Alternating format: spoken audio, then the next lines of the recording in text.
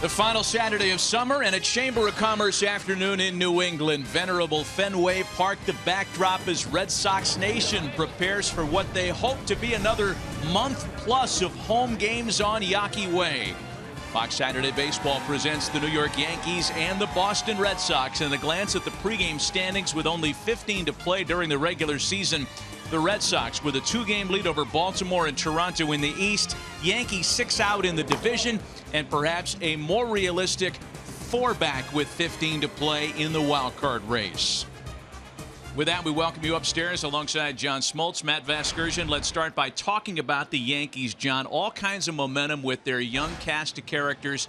However, they've lost 3 in a row, and the question is, which of the veteran Yankees is going to step up these final 2 weeks of the season? Yeah, it's pretty interesting. When you think about they traded away, they've got this infused young talent, put them in the race, and now they've got basically 4 losses that they can afford the rest of the way. So how do they get it done? Well, they're going to need some veteran guys to step it up. And 2 guys that probably have been under the radar when you think about all that's transpired to get them there, Didi Gregorius and Starlin Castro. In the lineup today for Joe Girardi and trying to become the first pair of middle infield teammates to lead their team in RBIs in 50 years. So here's the scenario today for the Yankees. It's a good news, bad news. Good news is they've had some success against David Price this year in particular. Bad news is, for the Yankees at least, David Price has been as effective these last weeks as he has all year. Yeah, he really has. If the Yankees, you only look at the video that you had against them, because the video of the last 7 games is going to tell you that he has been really good. His fastball command on both sides of the plate, 7-0. They're scoring him a lot of runs. It's his changeup in the last game that he fell in love with to about 26 times.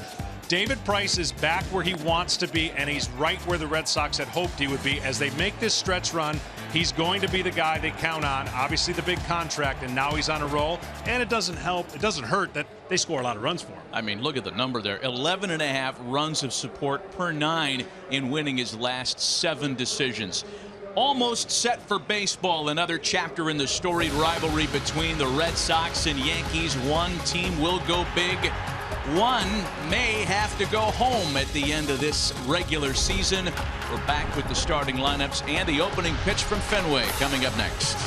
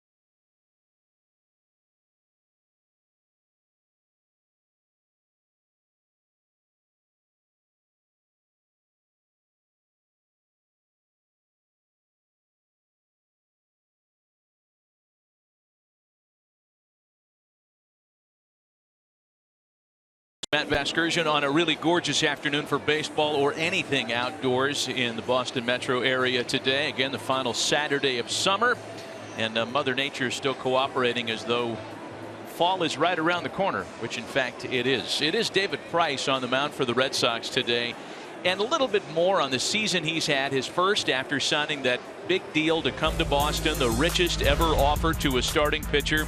Overall, the numbers good. The middle of the season, they got a lot better. And until very recently, his last 7 starts, they have been superb. David Price, so it would seem, John, peaking at exactly the right time for the Red Sox. Yeah, I don't think people understand how hard, with a big contract in a new city, how much a player can press. And certainly that was some of the effects of his early struggles. But now he's in a groove, and he knows the prize that's ahead of him. He wants to atone for the postseason. He wants to be part of the postseason. And why not, with the Red Sox offense supporting him on the mound with a lot of runs? He is in a nice groove for the Boston Red Sox. Yeah, a big offensive attack for Boston, and they have supported not only David Price, but just about everybody else who's taken the ball for them this year. And Price is ready to go to work against rival New York. A uniform, by the way, that has given him some trouble. Let's check Joe Girardi's Yankees starting lineup for this afternoon. Brett Gardner and ex-Red Sox Jacoby Ellsbury right off the top. Gary Sanchez has been quite the story in New York. The DH with 14 home runs to begin his Yankee career. In a short period of time, he bats third. Starlin Castro, new Yankee Billy Butler, who homered yesterday, and Didi Gregorius, the veteran middle of the order. The switch-hitting third baseman Chase Headley, catcher Austin Romine, and super utility man Rob Refsnyder batting number 9 today. Keys to the game brought to you by the Lincoln Motor Company, John. Well, price gouging, and that only affects New York because they've had success this year against David Price. He's in a different role now and on a different, really 7-0, so that might change. 6 runs. He's never lost a game in his career when his team has given him 6+ runs. That's a pretty good formula as they average. He averages on the year 6.01 per game per start. So I would say that that number would pretty much do in the New York Yankees. Let's take a look at the Red Sox defensively while we have a moment. Usually some matchup decisions for John Farrell, and he's got Travis Shaw starting at third base today. Hanley Ramirez up at the opposite corner. He has been red hot. Bogarts and Pedroia up the middle as per usual. The rookie Andrew Benintendi, Jackie Bradley Jr. and Mookie Betts left to right in the outfield, and a guy who's really established himself as the starting catcher in Boston now. A great story, Sandy Leone behind the plate for the Red Sox today. Bill Welke has home plate this afternoon. Crew chief John Hirschbeck working the second base bag. Vic Carapaz and DJ Rayburn the rest of this veteran crew as Brett Gardner digs in, and we're ready for baseball at Fenway Park today. First 2 games so far in this 4-game series have gone to the home-standing Red Sox, as Thursday's loss was one that really sucked a lot of wind out of the Yankee sail. They got here high with a lot of momentum and looking at a very real possibility of sweeping the Red Sox on the road and then going to bed Sunday in first place. That will not be the case, having dropped the last 2. Underway today with strike 1. Yeah, the Yankees are in almost a must-win scenario. You look at the schedule and what they have ahead of them and what they're trying to do. This would go a long way if they're able to knock off David Price today. Gardner wraps softly to second base. Dustin Pedroia handles the first down of the day. What you're going to see out of David Price is not something you could bank on based on his numbers. And what I mean by that is it all depends on what he has for that day. He doesn't stay with a 4-seamer. If his 2-seamer's working, he'll pound the 2-seamer. If he feels like his 4-seamer's better, he'll go with that. If he's got a good feel for his changeups, you'll see a lot of that. So you can't really predict, based on the numbers, what David Price is going to do. He's one of those rare pitchers that can, on the moment and on the fly, determine what he might be or use for success that day. They have heard the Alex Rodriguez-like greeting for former Red Sox Jacoby Ellsbury, who digs in with 1 away, and the base is empty. Ellsbury, of course, an all-star as a Red Sox in 2011. His best years here in Boston. Signed a lucrative free agent deal to become a Yankee, and the results have not been quite the same in Yankee pinstripes, as they were during his days in Boston. This year, just a .267 average to start play. A ball and a strike to count to Ellsbury. For David Price, last assignment came Monday against the Orioles, and it fell right in line with his last handful. A lot of run support and a terrific day for him on the mound. 8 innings, 9 punch-outs and no walks, and now a 1-2 count to Jacoby Ellsbury. Here's the little slider that he throws. He'll throw changeups to right-handers. Primarily, he loves his fastball. He loves it on the glove side of the catcher, into right-handers, away to left-handers. See, he's going to that spot right now. Soft liner to third. Travis Shaw had him played well, and there were 2 gone.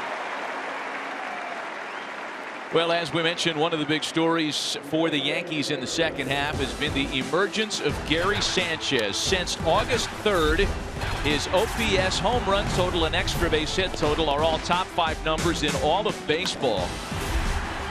He's playing in just his 42nd career game today, and already through the first 41, he's off to one of the greatest starts in Yankees franchise history.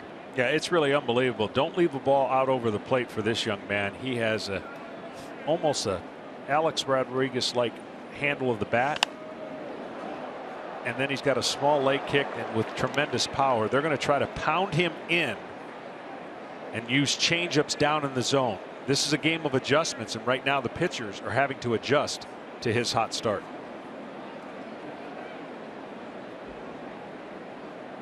Batting with 2 out and the base is empty. Folks settling in here at Fenway Park, and it's a 0-1 count to Gary Sanchez. You know, you can say something like that, John, as we did, that he's off to one of the best starts in franchise history, and there might be some of our father's Yankee fans out there that are making a fisheye face at home, saying, wait a minute, what about Mantle, what about DiMaggio? The numbers do play in that group. 14 home runs through his first 41 games. He hit more through his first 24 games than any other first-year Yankee.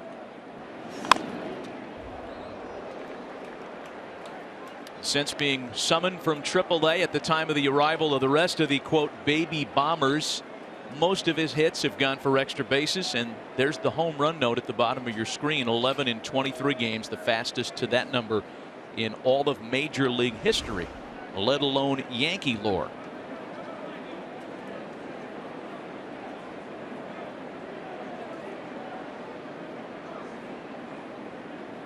Price and Leone taking a moment to get on the same page. Here's the 1-2 home to Sanchez. A swing and a pop-up on the right side of the infield. Hanley Ramirez in the sun field is there to wrap up a 1-2-3 start to the day for David Price.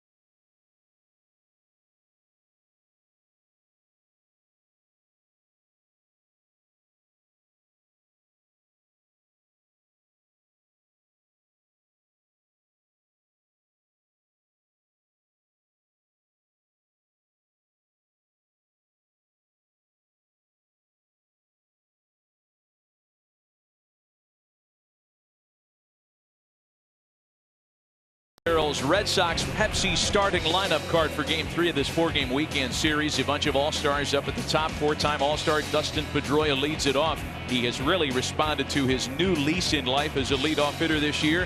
Bogarts and Ortiz follow in the first. Mookie Betts, Hanley Ramirez, and Travis Shaw bat 4 through 6. Sandy Leon, the switch-hitting catcher, in the 7th spot. Jackie Bradley Jr. and Andrew Benintendi rounded out for John Farrell's Red Sox, a group that is powerful, dangerous, and likes to swing the bat at home. They'll face the rookie Brian Mitchell on the mound to make just his 6th career start here today.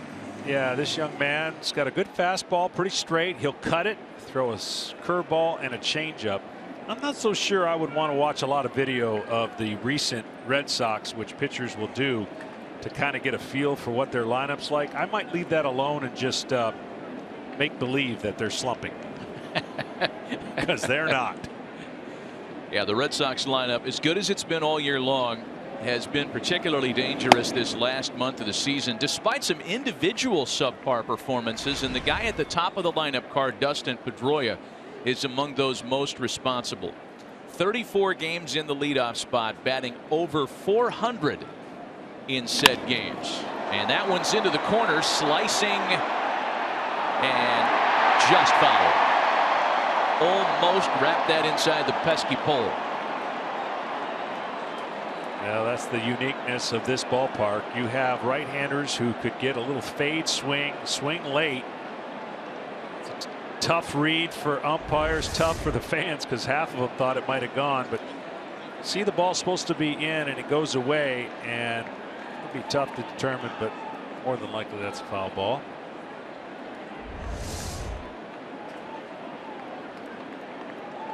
A long strike for Dustin Pedroia to put him behind 0-2. That one put in play and foul up the third base way. Well, there's not a lot of numbers to report on Brian Mitchell. Of course, he's been hurt most of the year, but when he does get 2 strikes, that's where he's going to have success, as most pitchers do. He's got to pitch ahead. Behind, his averages are too high, but with 2 strikes, 0.83 in his brief stint here with the Yankees, trying to provide some innings. There's September call-ups. There is a slew of guys in the bullpen that can pitch, but like your starter to get at least 5 or 6 for Joe Girardi and his matrix of relievers he can bring in. Next 0-2 home to Pedroia. Out to the opposite field. Refsnyder is there to make the catch, and that's the first out of the game for Mitchell, who got his season off to a slow start. A player Joe Girardi was counting on coming out of spring training. Ken Rosenthal with a little bit more on that. Kenny. Matt, absolutely, and this falls into the life is cruel department. Brian Mitchell had made the team, and one day later in spring training, before the final out of his final appearance, he suffered a toe injury that required surgery and a 4-month recovery. This guy was not expected to make the 25-man roster originally, but he had that big spring. And Joe Girardi telling us before the game, one of the worst turf toes they've ever seen. That's what required the surgery, but he was able to throw as he recovered. He would sit on a chair and do that. Been a long road back for him as he goes to work on Xander Bogaerts now. Has to wear a steel plate in his right shoe, and made a few rehab starts before finally getting back to the big league level. Had a great camp, as Ken mentioned. He is that middle reliever who is now a very important guy on not only the Yankees roster, but rosters all across Major League Baseball. Yeah, and if you don't understand the components of a pitcher and his feet, the toe, his drag foot, his push-off foot will cause a lot of problems, and that's why you got to have not only your digits, your fingers, no blisters, but your feet be in proper working order, because those are so important for a pitcher. Imagine the amount of times you throw and drag that back foot. You push off, but that back foot's going to drag, and that over time, that's why you have to have that protection on your spikes. 2-strike pitch to Xander Bogaerts, popped into the infield and settling into the glove of Starlin Castro for round number 2. So 2 out, bases empty for the 10-time All-Star. And David Ortiz with a curtain call prior to even settling into the left side of the batter's box. We know that He's retiring. No one believes it, but because of his feet. And I just love how he walks to the plate like he's walking on pillows, like his feet really do hurt. And then when he actually swings and runs the bases, he can do some damage.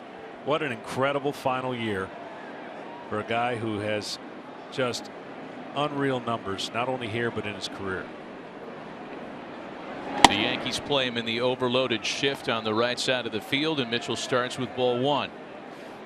David Ortiz starts play today as Major League Baseball's leader in doubles, extra base hits, slugging, and OPS. Not bad for a 40-year-old DH who has announced his plans to take it to the house after the season ends, whenever that may be. Yeah, he, like much of his teammates, love hitting here. 340 at home, 19 home runs here at home. Like to have that pass back on the appeal. They say he went around, and it's a ball and 2 strikes.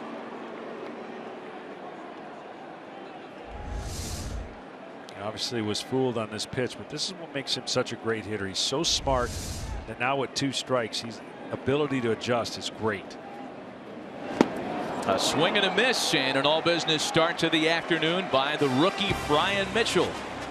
To the second, no score in Boston.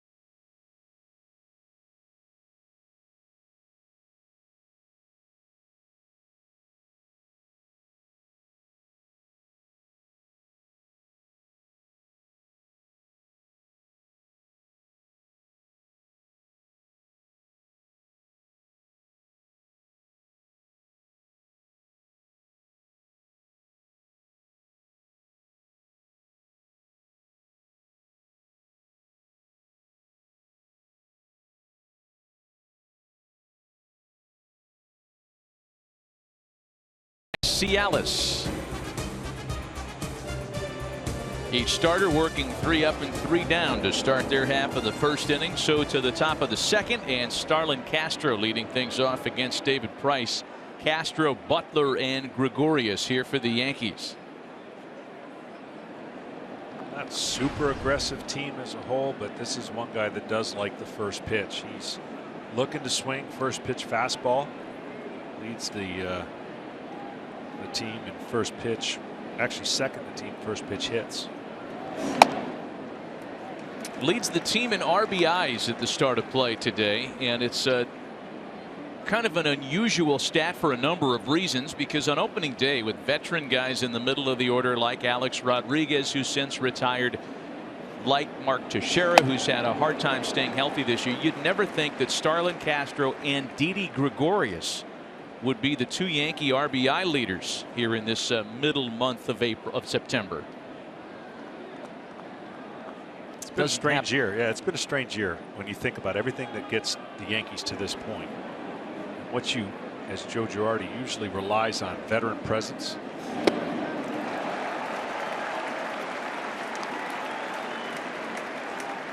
Starlin Castro made very quick work of on the first strikeout of the game for Price. Well, there's the changeup after 2 fastballs. David Price is going to come after you, and when he feels like his fastball is better than yours, just when you think you've got to turn it up as a hitter, he'll change the speed on you and you'll be out in front. That brings up the newest Yankee, the clean-cut Billy Butler, who homered yesterday. He's driven in 4 runs in his 2 games so far to begin his Yankee career. Butler released by the Oakland A's, a move that's really not in their DNA, swallowing salary the way they will with Butler guaranteed money next year.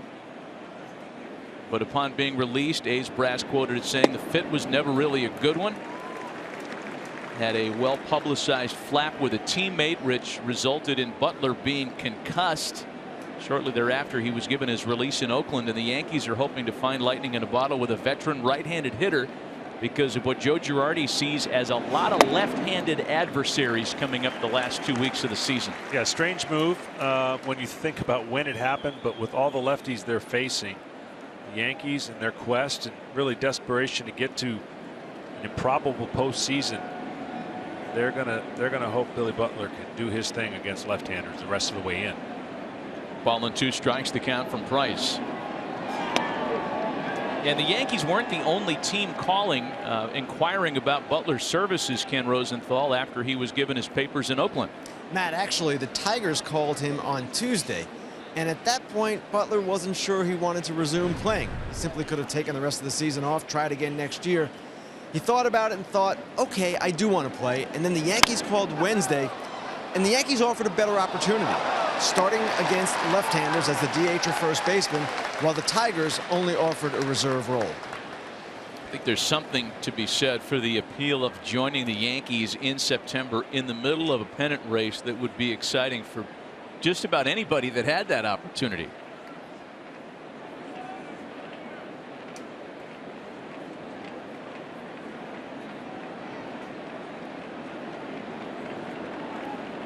Two balls and 2 strikes, the count to Billy Butler. Well, we mentioned the 4 RBIs in 2 games as a Yankee, and yesterday his presence was felt against the left-handed reliever Fernando Abad in the form of a pinch hit home run. Welcome to New York.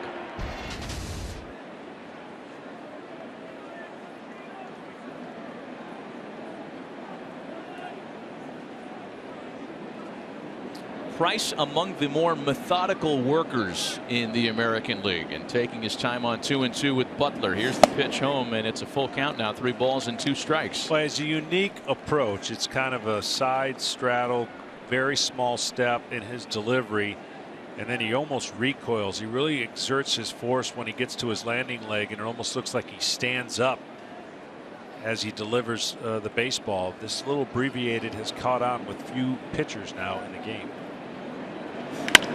And Butler whacks a 3-2 pitch back up the middle and becomes the game's first base runner here with 1 out in the 2nd. So you can see really this doesn't seem like much movement, right? It's all meant to get him going squared up to the plate. Everything balance point right there is good, and then he lets it go.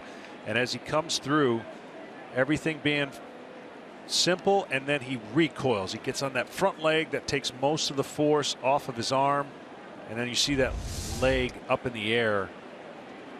Pretty good balance to be able to do that, and obviously his length and live fastball helps.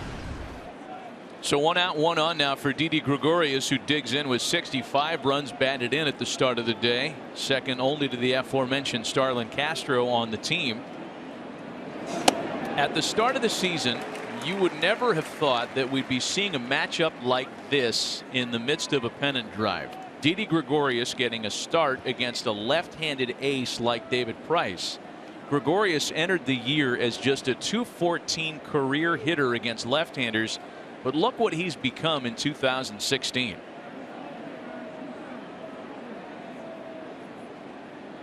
Get back to that in a moment as he swings and misses.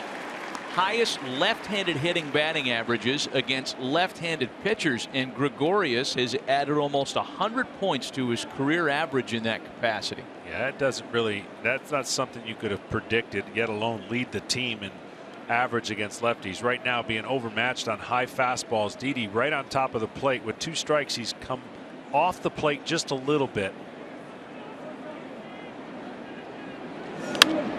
Still 0-2. We talked to Joe Girardi about Gregorius before the game, and Joe told us that one of the things he's most pleased to see is the leadership growth of Didi Gregorius. This is a guy who took over, quote unquote, for Derek Jeter. You talk about an unenviable position to be in. Gregorius not only handled it well in his first year, he's become one of the Yankees team leaders in 2016.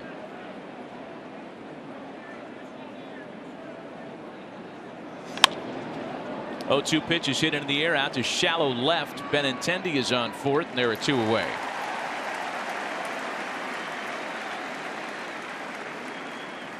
I look at Joe Girardi and I just can't imagine. I almost want to say, at what point are you going to be able to enjoy and embrace what's happening here? It's always been, you think about his tenure, he's dealt with aging veterans, icons, how to handle that, an older team, and then he's got a bullpen that's just lights out. That goes awry, and so do a lot of his high-priced players, and now he's got to blend it in with young future Yankees that instantaneously provided a spark, but now have settled in and obviously struggled a little bit with the exception of Sanchez. What that's got to be like mid-season to go through that as a manager. Chase Headley now with 2 away, the switch hitting third baseman. He's hit safely in 15 of his last 19. Well, and compounding all that for Joe Girardi, John, is the fact that he's still trying to be postseason relevant. Right. It's one thing to grow a young team or a team in transition when you're already faced with elimination, but there's no such leash in New York City. I almost sense that when they went in that direction, it was like okay, we're going to rebuild, we're going to plan for the future, we're going to watch these guys develop, and all of a sudden, boom, boom, boom, boom, they're right in it. And now how do you massage these guys through? How do you get them to the point where you try and expect to win every game? That's got to be the hard part when you're dealing with young players. Even though they won in the minor leagues, it's still different up here. Well, only 3 teams in the American League have a better record since August 1st, which is when they transitioned away from the veterans unofficially. It's a foul tip that catches Sandy Leon, so home plate umpire Bill Welke gives him a moment. Kenny, I don't know that that the word concede is in the Yankee DNA, even when they did sell off a lot of veteran players. Right, Matt. And remember, they acquired Adam Warren and they acquired Tyler Clippard, and Girardi never conceded. He never said for 1 minute we're rebuilding. He kept talking about winning games, and that approach is partly why they're in this position, which of course has surprised everyone in baseball. Ball and 2 strikes, the count to Chase Headley.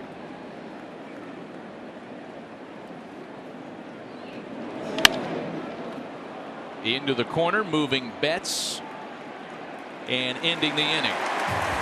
1 out single left stranded, an inning and a half gone at Fenway, no score.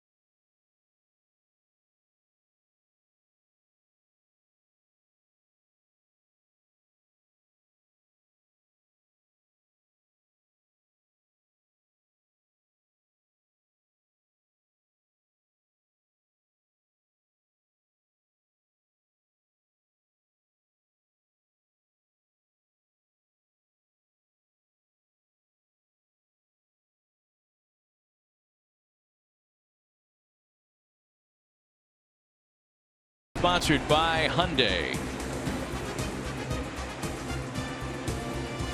Scoreless in the middle of the second, headed to the bottom of the inning for Mookie Betts, Hanley Ramirez, and Travis Shaw. Brian Mitchell with a successful start to the day, retiring the top of the order without incident in the first. And back to work here in the second against one of the Red Sox league MVP candidates this year. Mookie Betts, an all-star for the first time this season with a .313 batting average, 30 and 105. He's stolen 24 bases, played brilliant defensive baseball, and is very much in the conversation for MVP honors. There's a high fly ball into shallow left, and it drops in.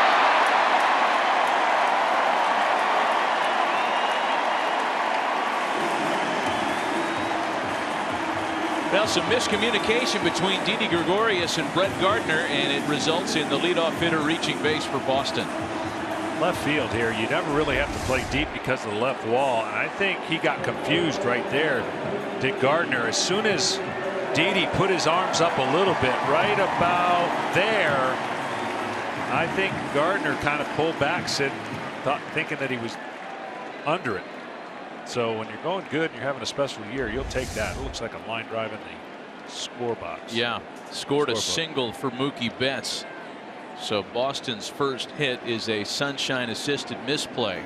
Here's Hanley Ramirez now. He's been red hot down the stretch. The three-time All-Star has homered in each of the first two games of the series, driving in 5 runs. And while a couple of Red Sox hitters have hiccuped in September, Hanley has finally found his stride here at just the right time.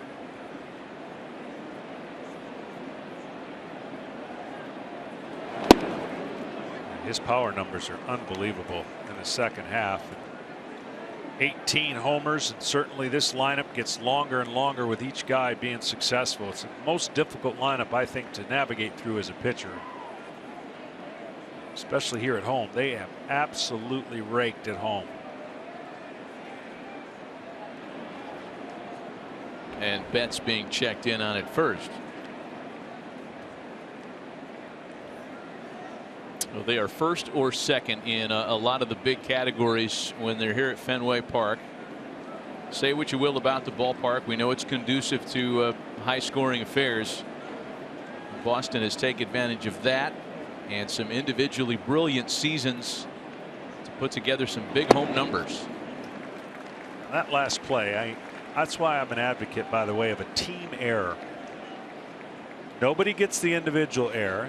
The batter gets his hit, and the pitcher doesn't get penalized for a ball that we all know should have been caught. Team error. Nice little addition should be put out there. What do you think? I'm thinking about it. I like that idea. Team error. I will say most of your stuff I don't really like. But that one, that's a good one. Betts off first, and Ramirez fouls that one away. It's 2-2. I mean, when a ball's up in the air that long, everybody knows it should be caught. If it's a sun ball, you can't give an error to a particular player. You don't rob the hitter, but you certainly should punish the pitcher. So the team error does not affect anybody's earned run average, because I know that's important to right. He should be out, right? Right. And you cannot not give him a hit because nobody touched the ball. And who do you give the error to? So that's why they choose not to. If you had a team error, it goes in the team category and an error. One of those nobody gets hurt type things. Correct. 2 balls and 2 strikes on Hanley Ramirez. Well, you know, back to the Red Sox and the work they do offensively here at home. They have an OPS difference of .095 at home. Only the Rockies and Indians, curiously, have as great a difference in their home and road team OPS. Individually speaking, Red Sox hitters just love being here at Fenway Park. That's been the case historically for a lot of years. Betts runs, and Ramirez puts it in play. That's going to be a tough chance for Headley. Long throw is not in time. A sun-assisted bloop hit into left, and then a dribbler up the third baseline. And the Red Sox are in business with nobody out in the second. Yeah, this is really tough on a pitcher when you made 2 batters exit velocity is what you want. Barely barreling up the ball, but they've got 2 hits to show for it. And what you really have to do, much like here in Colorado, is you've got to find a way to stay away from the crooked numbers, because Boston can throw up a crooked number here as good as anybody, and they've done that not only in David Price starts, but recently those 3 and 4 and 5 spots in an inning, they just take the air out of a team. Travis Shaw in the middle of a good homestand. He's 5 for 14 on this current stand here at Fenway Park, and he's got a golden opportunity here. Nobody out, runners at first and second. Shaw had an RBI double in last night's Boston win.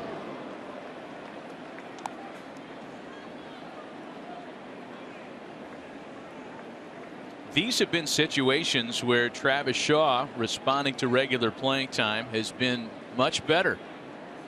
Base is empty, a .230 hitter. The numbers get better as the higher leverage situation approaches.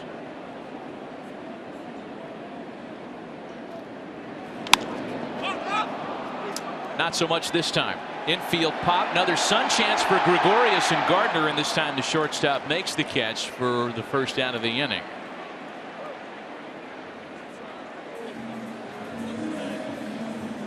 Well, this time they're protected because they would have got an out even if it did drop.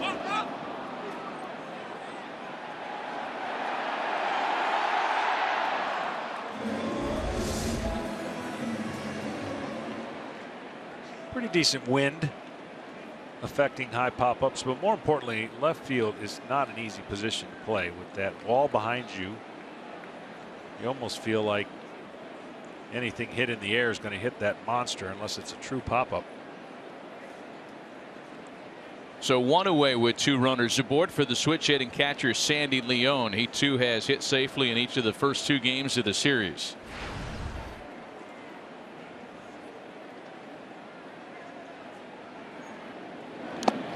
It has been quite a breakout year for a guy who was known as a backup, if not third string catcher, to begin his career as a Washington National. Through last season in 75 career games, just a .187 hitter with 1 home run. This year he struck for 7 home runs and starts play batting .345. That in a 68 game sample. Now, is Sandy Leon going to hit .345 for 162 games? Probably not. But the Red Sox have found some offensive upside at the catcher position this year. It's a fly ball for Ellsbury and out number 2.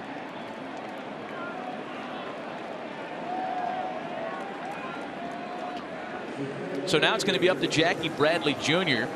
to try and not waste a first and second nobody out situation.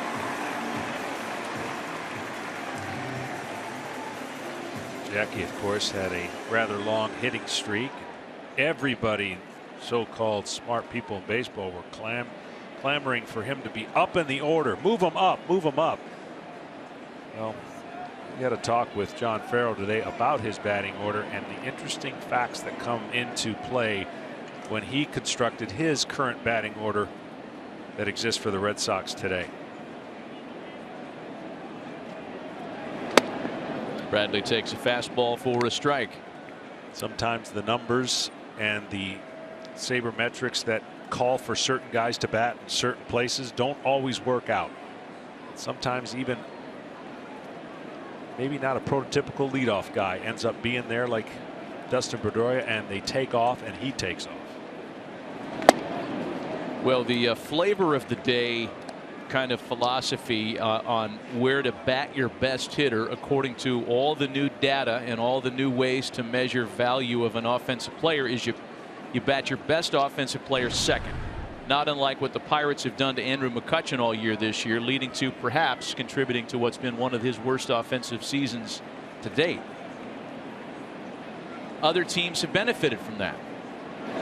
The thing is, if you're the Red Sox and you have the ability to have such a long lineup, I don't know that it's as important. You know, this is not one guy in a merry band of renown. This isn't Brian Dozier and the Minnesota Twins. Right. They have a bunch of guys that could lay claim to being the best hitter on the roster.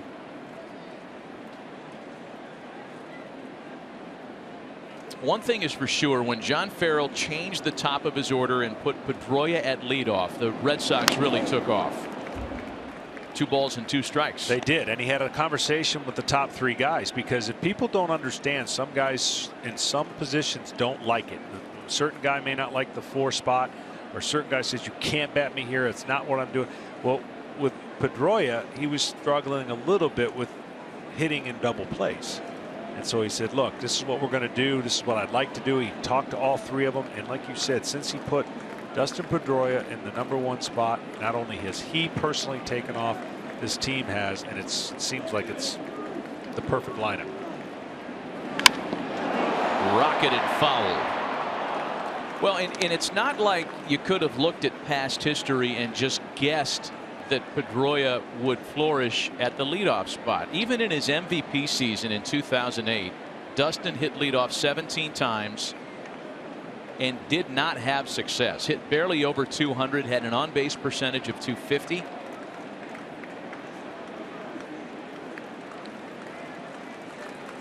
It's been a different story this year, however. Betts and Ramirez aboard with 2 gone. Still 2 balls and 2 strikes to Jackie Bradley Jr. And a full count now. The rookie Andrew Benintendi waiting on deck. Yeah, the bottom line about this lineup, there's just not a weak spot. There's nowhere to go. If you're not hitting with your pitches, if you don't have any secondary pitches working, you are going to have a short outing, period, against this lineup, especially here in Fenway. Runners will be going with 2 out.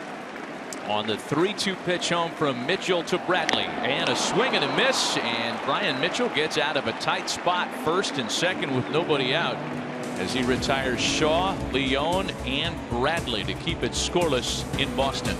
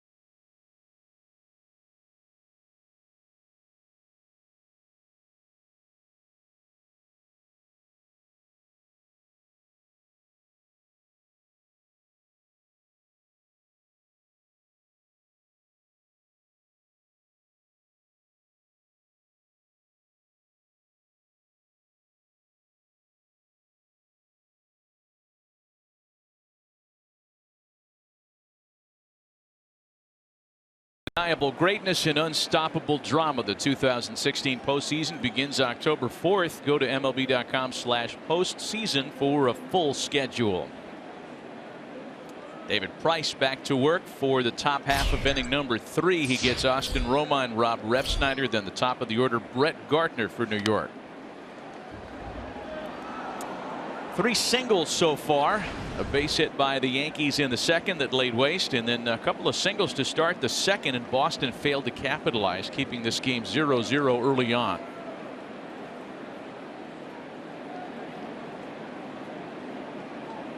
You know, we talked last half inning about some of the decisions that John Farrell has had to make in terms of his batting order. And Joe Girardi faced with decisions of his own, though a little different. And one of the issues that he's had to deal with since the emergence of Gary Sanchez is how to get 3 catchers reps behind the plate. Sanchez is a plus defensive catcher in addition to having the big bat. Brian McCann's a 7-time All-Star that has borderline Hall of Fame-ish type numbers. And Austin Romine is a guy that they need to keep fresh because he too is an important player. Yeah, and coming down the stretch, certainly when you've put a lot into Brian McCann and maybe not having his best offensive year this year, I wonder if first base is an option next year or somewhere else. Sounded like a broken bat, but one that'll die happy with a base hit coming into left center. And that's somewhere else, I mean by another team. But with Tex retiring, it's going to be awfully interesting to see how the Yankees position themselves next year with the makeup of the team, and do they stay young and go with the big slugging type guys that they have. I mean, Aaron Judge is a monster, by the way. Yeah.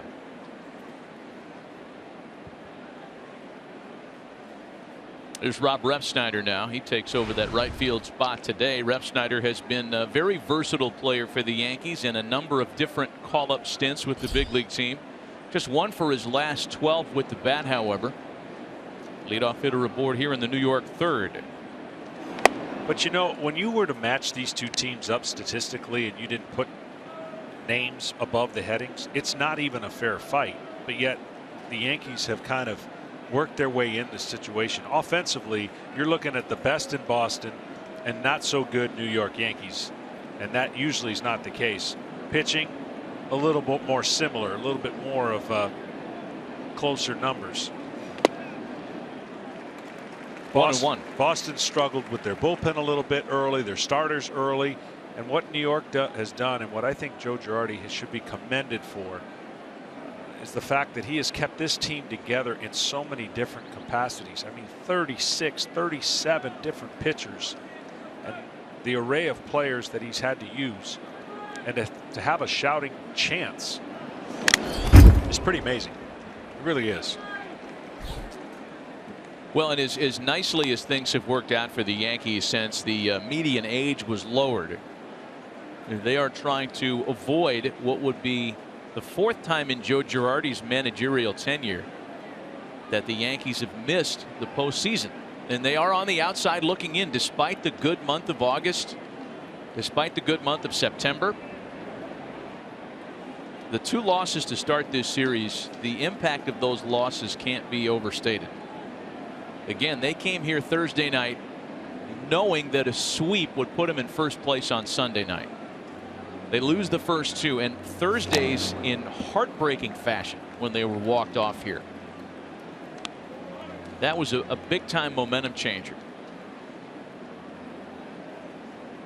Well, you're playing for your life, and you know that the schedule is a little bit tougher because the teams you're playing are also playoff contenders. So if you could rise to the occasion and somehow win each series all the way through the end of the season, you get yourself in the playoffs. I mean, they're still not out of it, but like I said early in the open, you've only got basically 4 losses left, and when you start looking at it like that, it's bad. Second strikeout of the game for David Price as he rings up Rob Refsnyder. Well, as we talk about schedules down the stretch, only Toronto and Baltimore have as many as 1 series out of the division. For everybody else, the duration of the schedule now is all within the AL East. And as we talked about those standings at the start of play, Boston with a 2-game lead over Toronto and Baltimore, and the Yankees a distant 4th in that divisional race. Tough game tomorrow night, traveling to Tampa. Be a rough part of the schedule just to get down there in the wee hours of the morning and still try to be fresh to compete that night. Here's the top of the order, Brett Gardner now. He grounded to second base to start the first inning today. The rest of the East plays later on tonight. Tampa Bay's in Baltimore. That was a crazy game last night. the tying run get thrown out. Britton in the game to save it. Gardner sends a ball out to right center field. That's going to split Betts and Bradley and roll all the way to the 420 mark. Plenty of time for Romine to come around and score on an RBI triple by Brett Gardner. 1-0 Yankees.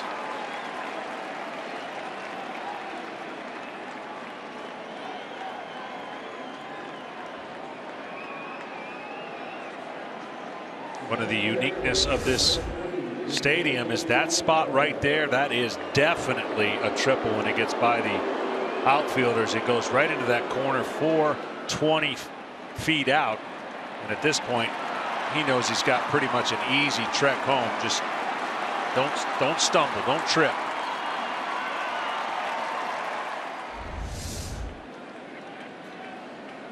So the Red Sox will bring the infield in with 1 out and a runner at third for Jacoby Ellsbury, who lined to shortstop in his first at bat today.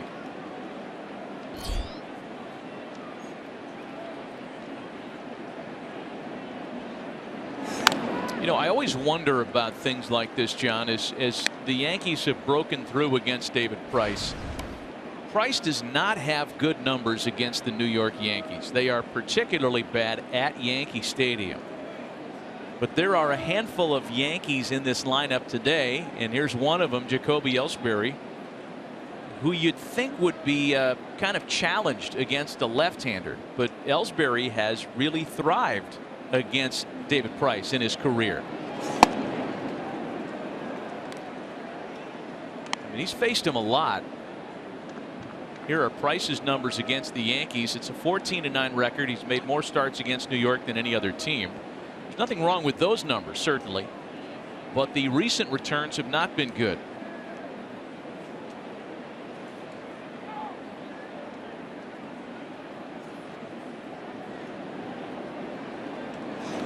A ball and 2 strikes to Ellsbury. And what I wonder about is this, and you can answer this, having faced the same uniform a lot of times in your career. Is there ever something to the fact that a team has some intel, somebody has a tell against a certain guy that they can go to every start? Oh yeah, there's always instances of that. You're constantly trying to watch your own video and have people. When you start seeing numbers that aren't normal, you start thinking like that. Regardless if it's legit or not, you start thinking like that as a pitcher, and you're looking over your shoulder on every aspect that you can. On the ground to first, Ramirez has it and keeps the runner at bay. Gardner has to hold it third on out number 2. That's a great job by David Price. He stayed firm in, didn't get the call on one of the pitches, but didn't deviate from his plan. And he understands that, you know, you want to be able to keep that runner and scoring, and certainly he feels a lot better about the execution of that pitch than he did to Gardner. But Matt, you find things work out certain ways and you can't always explain them, and then sometimes it is as simple as, hey, we got this, he's tipping here, or we know something that nobody else does, or we just see the ball better. And I'm a big believer that small sample of this year will work itself out as he continues to pitch for the Red Sox. Here's Gary Sanchez now trying to pick up that 2-out runner at third.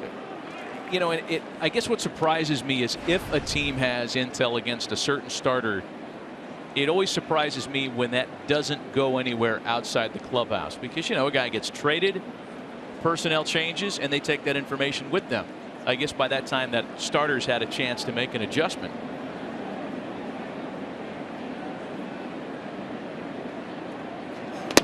These have been situations that have challenged the Yankees this year. A .231 batting average collectively with runners in scoring position. That's last in the American League. And Gary Sanchez, for all of his success in his rookie season, is just 3 for 25 in spots like this. Yeah, the tendency for young players to get a little over aggressive, try to do a little too much, and not recognize what the pitcher is actually doing, or if the base is open, how he's going to pitch him.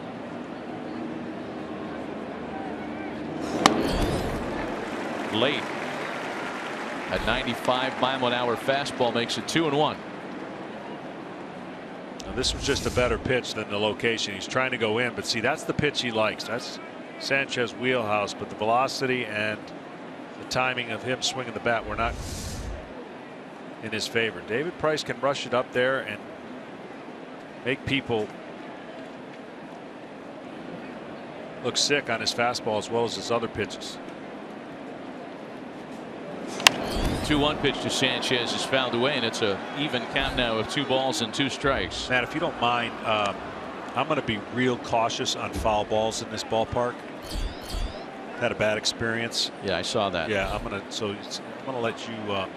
If anything comes up to our booth, I'm going to let you deal with it, if that's okay. Yeah. How a broadcaster can get hit. It's unbelievable. Where you got hit at a place that could make the lowest of voice a soprano, if you know what I mean, Yes, America. It is unbelievable. I don't know how that happens, but it did.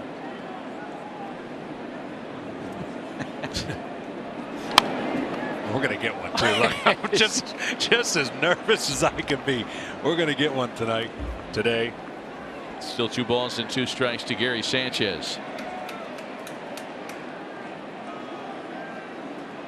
Tell you what. I mean, we're not close by any stretch. But this is a much bigger booth than the booth that I was in. So that even made it more impossible.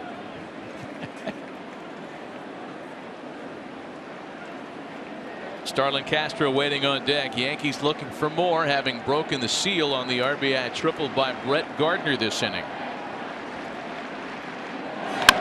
Oh, and Gary Sanchez has liftoff. Oh, up and over the monster. 3-0 New York. The Yankees monster hits one over the green monster.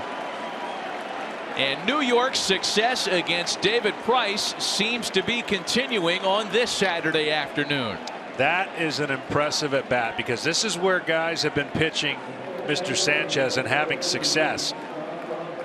He's been able to crush a lot of pitches over the plate, but at first sight I thought that ball was in, and he went and got it almost as if he knew that pitch was going to be in that spot. His bat was ready for a 94, 95 mile an hour fastball. So I'm just impressed. I didn't know if it was possible to win the Rookie of the Year in this short a period of time. There's Starlin Castro now as we take another look. That pitch probably not in as much as David would like it, but as soon as he made contact, I mean, that ball was out in a hurry.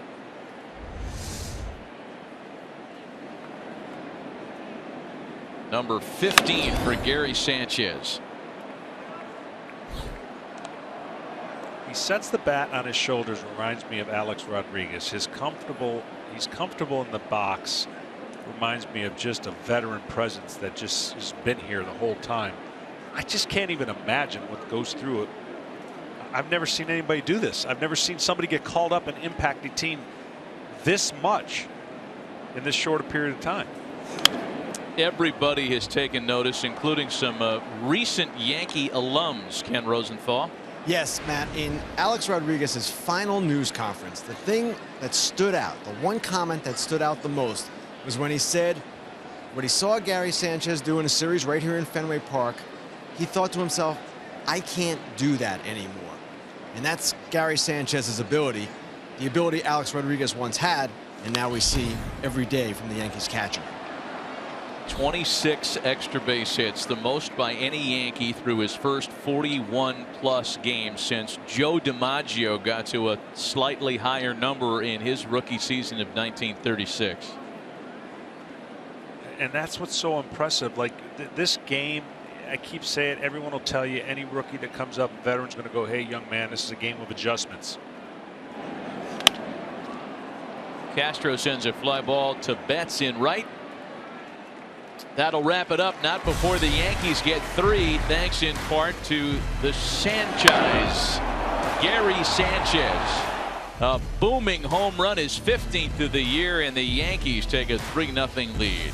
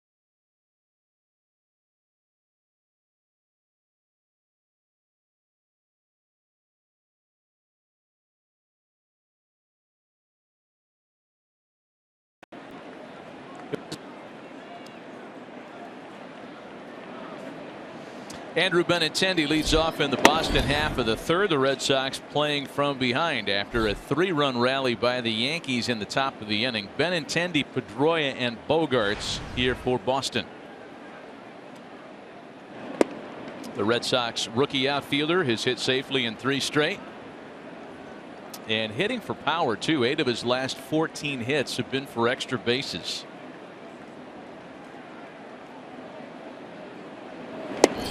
A pleasant surprise when you consider the knee injury that Andrew suffered just a few weeks ago.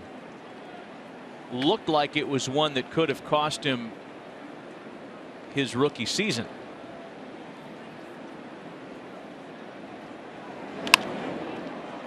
Reinstated on Tuesday after being placed on the DL at the end of August, on the 25th in Tampa to be exact. And it looked a lot worse when he was being carried off the field. Everybody kind of held their breath after the big impact Benintendi had after coming up from Double-A.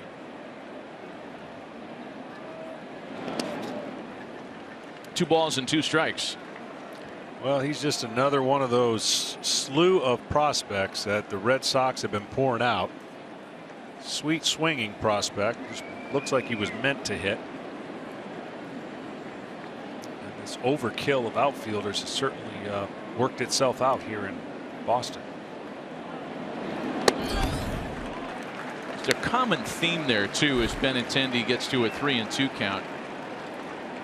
Not so much in Benintendi's case, but a player like Brock Holt, Mookie Betts, they're all in the 6-foot and under club, and all of them at one point were going to play second base. There's a drive into center field. Ellsbury back, still moving back and playing it off the monster. Off the center field wall, that is. And Benintendi coasts into second with a booming 2-base hit to start the inning. Always amazed at the angles of which we watch a ball get hit. You've got the center field angle. He's straight on. You heard the crowd right away when he hit it. This ball was hit a lot better than even Ellsbury thought as he goes all the way back there. Makes a good recovery. This ball could have taken a much different hop, but that ball was squared up.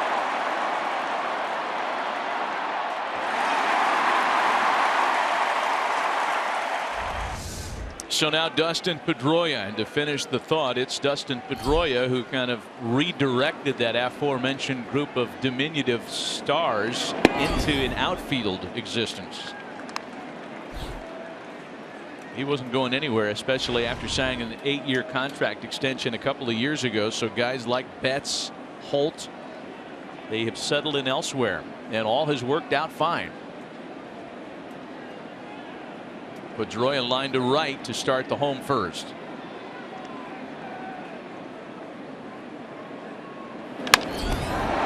Into right field and well hit. Handled by Refsnyder. Benintendi will head to third.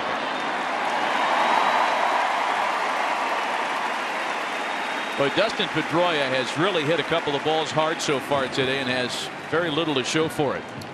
Well, he starts going to right field a little bit more to tell you how locked in he is at the plate. He gets the job done, moves the runner over to third. He stands so far away from the plate, it's so inviting. You think you got to pitch him in, you're doing him a favor.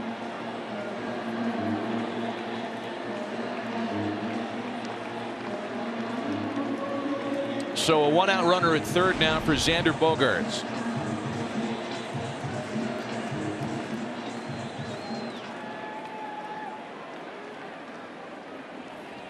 Great season numbers for the Boston shortstop. However, he is one of a couple of Red Sox who has seen diminishing returns here in September. .295 overall, but just .212 since the start of August. And on the first pitch, he sends the ball out to left. Gardner looking at it. It bounds off the base of the wall. The second double of the inning. And the Red Sox are on the board in the third.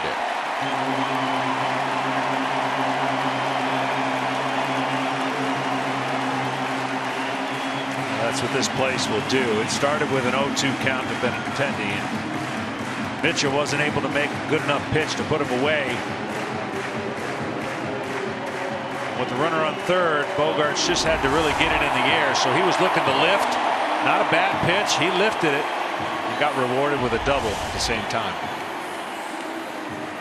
So people don't understand the approach to hitting changes based on where the hitters are, and at least they should.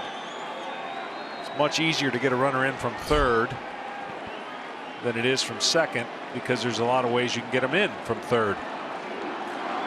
There's David Ortiz now. 3 home runs in his last 6 games. He struck out in the first. By the way, regarding Bogaerts, he entered that plate appearance just 2 for his last 17 with runners in scoring position.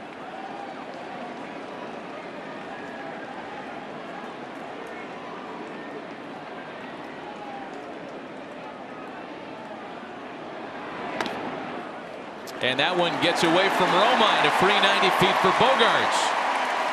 Yeah, he crossed him up.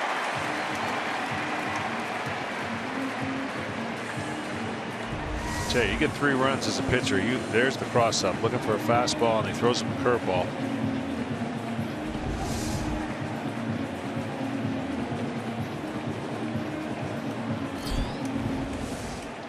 It's a tough pass ball, I can tell you that.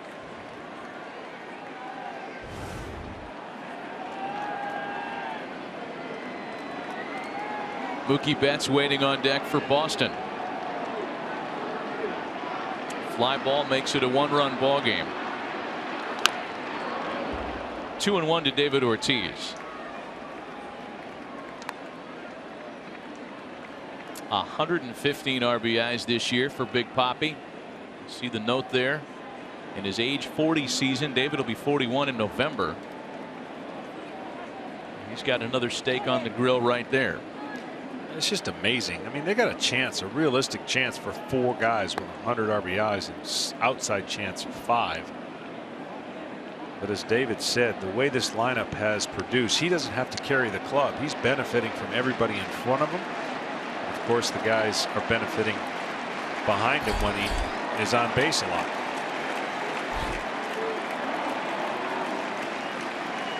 A .364 hitter with runners in scoring position this year, and that's a top 10 average in all of baseball.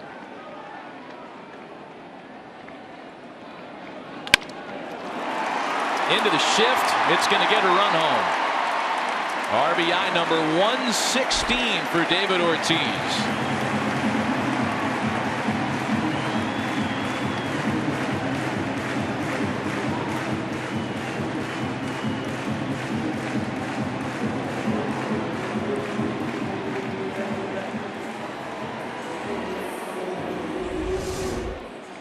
Easy RBI, and at some point right there he thinks he's got a chance to get ahead, but then the flaps came out. He realized.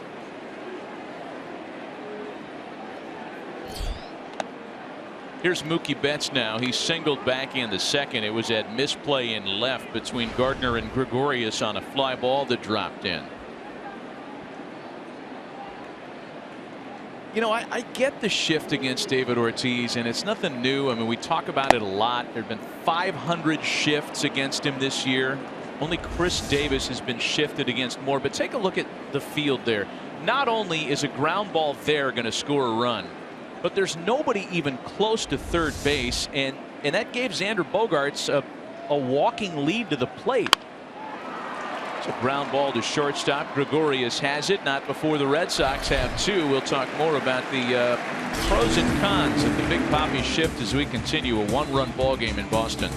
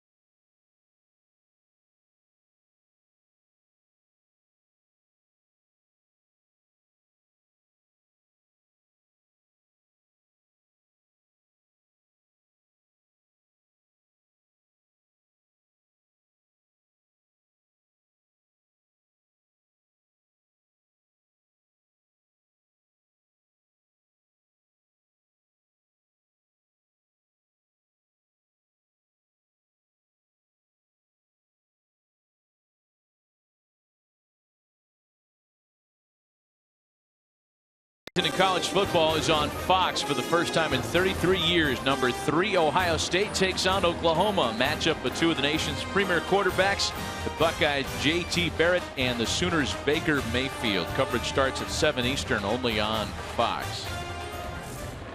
Well, David Price with a 1-run deficit as per usual. The Red Sox scoring on his behalf. This is a starter that's getting over 11 runs of support per 9 innings through a 7-game winning streak, and he'll go back to work now against Billy Butler, Didi Gregorius, and Chase Headley. A 3-2 ball game starting the 4th. I still can't believe that. I mean, that just doesn't sound real. That is dream scenario. 11 runs on average. Wow. 6 is good.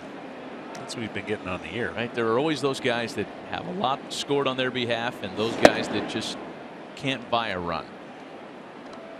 It's a dangerous combination for an opponent when, you know, the team's ace is the guy benefiting from all that run support. 2 balls and a strike to count to Billy Butler. So we didn't have a chance to really finish the thought on the shift against David Ortiz that resulted in that ground ball and the RBI. And I know you have your thoughts about it. I guess David Ortiz is the guy that really began so much of this, a swing and a miss, and there's one away. Joe Madden in his years in Tampa St. Pete would regularly shift against David Ortiz, and in a copycat league, in a copycat industry, everybody else jumped in. But look at what the Yankees have here. Castro is in shallow right. A ground ball anywhere there scores a run. I mean, a ground ball really scores a run because nobody can hold the runner at third because Headley has to play toward the shortstop spot. If there's a place where you might think about not shifting against David Ortiz, for me, it might be a place like that. Yeah, and then just walk him, right? You know, I mean, you're just giving him a run, and you're hoping that he just doesn't hit it out of the ballpark. But David Ortiz is so smart of a hitter. It's not a fluke. It's not just because he's more talented. He understands what they're trying to do, how they're trying to pitch him, when he can go the other way, when he's going to drive the ball over the outfielder's head. And he's proven it in his final year. Hall of Fame numbers. A ball and a strike to count to Didi Gregorius. Late that time on 95, and it's 1-2.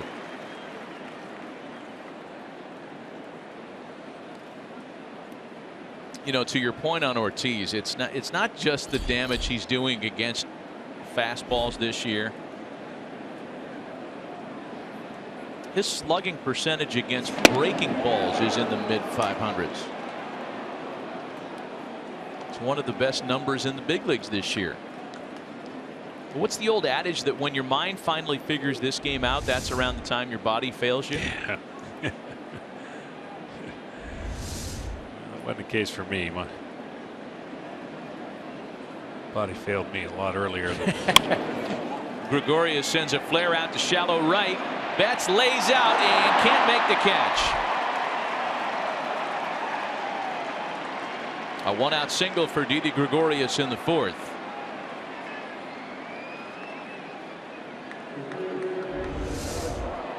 I think he got a great read off the bat there, but tried the closing speed to get it at the last minute. Almost does find the glove. See that real delay right there, that quick. This game is so reactive and has so much instincts. Some guys can do more than one thing on one event too. Blowing a bubble as he was coming in. But the sun and just the angles of this stadium make it difficult for outfielders to react quick enough sometimes. There's Chase Headley now with 1 out and 1 on. Headley flied out to right to end the 2nd inning today. Well, Chase has polished up the 2016 season to the tune of 14 home runs and a .257 batting average. And while those numbers may not blow you out of the water, when you consider he didn't land his first extra base hit until the month of May. Yeah. He has done a great job to make this a bounce back year. just could not have gotten off to a more difficult start. Yeah, you start wondering a lot of things when you go that long into the season and you struggle for that much. Whether he showed it or not, his approach made it feel like sooner or later things are going to even themselves out. But you go home with a lot of doubt.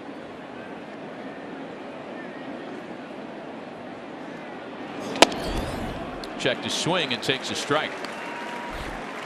A ball and 2 strikes, the count to Headley. Better things have happened for Chase Headley earlier in plate appearances. When he sees at least 3 pitches in an at bat, he hits under 200 this year. You saw Austin Romine waiting next.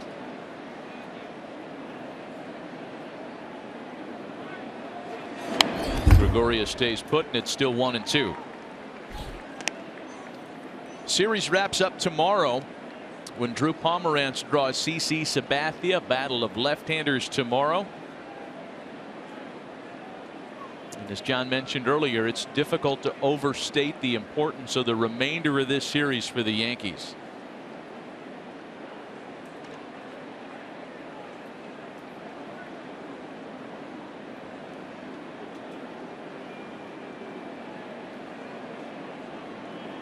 Ball and 2 strikes to Headley. Sabathia coming off a brilliant start last time around against the Dodgers.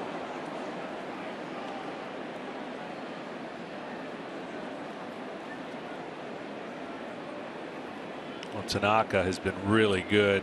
You mentioned CC coming on, and then these youngsters trying to fill up the void in the rotation. They just haven't had enough depth throughout the year to be consistent enough.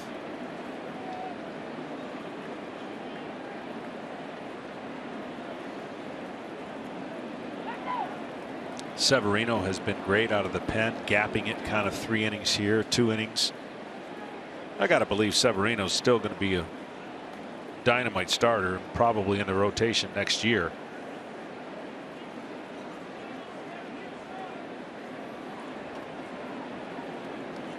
Headley settles back in. Still a ball and 2 strikes to him. Price working out of the stretch once more. 1 out, 1 on here in the 4th in a 1-run ball game. On the ground and through the hole on the left side.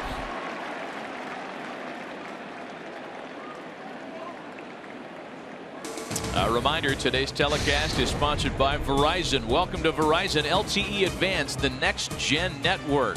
And by Michelob Ultra, brewed for those who go the extra mile. Back-to-back 1-out singles here in the Yankee half of the 4th. And another chance for Austin Romine, who singled and scored the first run of the day back in the 3rd. Headley did a nice job on that previous at bat, just fighting off the fastballs he couldn't catch up to. And then at 91 miles an hour was able to get out in front and pull the ball through the hole. Now the Yankees have already matched their hit total with runners in scoring position today from all 9 yesterday. There's a high fly ball on the left. Benintendi back, feeling for the monster, turning his back to the infield, and it's an extra base hit for Austin Romine. Here are 2 runs to score. Romine to 3rd. A monster assisted 2-run extra base hit for Austin Romine that gives the Yankees their 3-run lead back. Well, this is a perfect example of what I was talking about, the angles of this ballpark and how difficult it is for certain people to pick up the ball. So the ball off the bat is, the guy at second can't see if this ball is going to hit the wall or not, but Headley was right on his tail because he could see that angle much better. Here's Headley, he watches the ball. Now he knows at that point it's going to hit off the wall, so watch how close he stays with the runner at second, and they're going to almost tandem score. So the angles at this ballpark are much more difficult depending on where you are to read the ball off the bat and know where it's going to hit off of some of these quirky walls and just the uniqueness of Fenway. Infield in for Boston now after the 2-run double by Romine. He advances to 3rd on the throw. Here's Rob Refsnyder now. So Didi's at second base. This is a harder read. He's looking at the wall at a shorter distance. He can't tell, and he turns it on at the end, allowing him and his teammate to score a big 2 runs.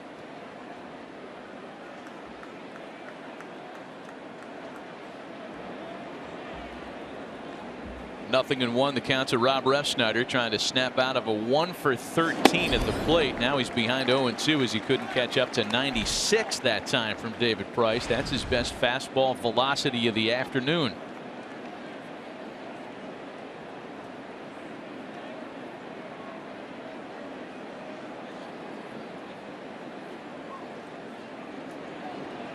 Six straight starts for David Price, having allowed no fewer than 2 runs. And 5 earned against him here today in just 3 1/3. A swing and a miss, and he finishes off Refsnyder for out number 2. That's what's so complexing about what he can do to hitters. Right now, his fastball is too good to be giving up 5 runs to the Yankees. He is definitely been on a roll with his fastball and off speed, but as you mentioned, a green monster double right there. That's an out just about every ballpark. Yeah, pretty much every ballpark except for this one. You saw Heath Hembree, the right-hander, up in the bullpen as the Red Sox get him hot in a hurry. Here's Brett Gardner now. Gardner tripled in a run back in the 3rd.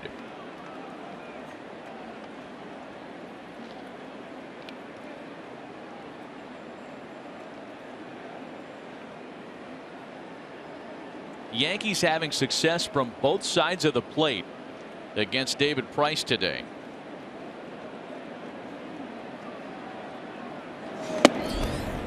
Fastball misses the corner. 2-0.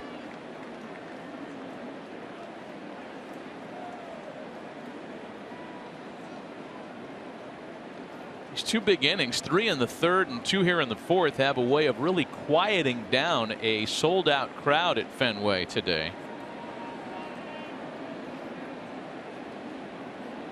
Red Sox keeping alive a consecutive string of sellout crowds. That one flared foul. But they know the magic number 6, so if they can keep the Yankees at 5, their team's going to find a way to score 6 or more runs just by what we've documented. Well, Thursday was a great example of that. One of the biggest home wins of the season here for the Red Sox. That come from behind walk-off that finished off the Yankees.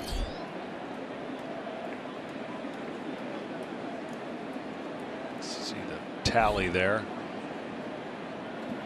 Last 2 innings have been a rough one. 2-1 to Gardner. Again misses inside with a fastball. It's 3-1 now. David Price takes his time, and by average only Hisashi Iwakuma of the Mariners is slower between pitches. Price takes over 25 seconds between pitches. It doesn't matter if the bases are empty, if he's in a jam, if he's working out of the stretch, out of the wind. He's very deliberate on the mound. Gardner sends a ball out to right. Well hit. Betts is there, parking in front of it to finish off the inning. 2 more for the Yankees, however, on 3 hits. There was a man left, and at the end of 3 1/2, it's 5-3 rather, New York.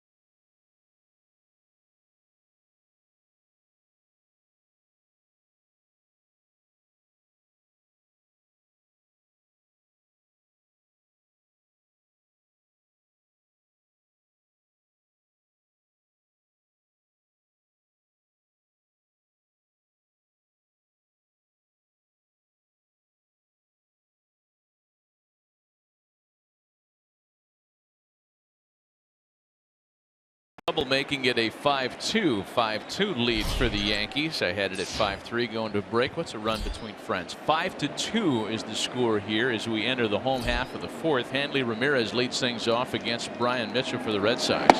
Maybe you knew something was about to happen. I've never even tried. Hanley singled back in the second. Kind of an excuse me roller against the pushed back third baseman that put runners at first and second with nobody out against Mitchell in the second. A jam he got out of. Gave up the 2 in the third. Mitchell was in the same situation when he was given 3 runs, 0-2 on the first hitter, and the inning didn't turn out so good. Let's see if he fares better when his team rewarded him with 2 runs in the top of the fourth.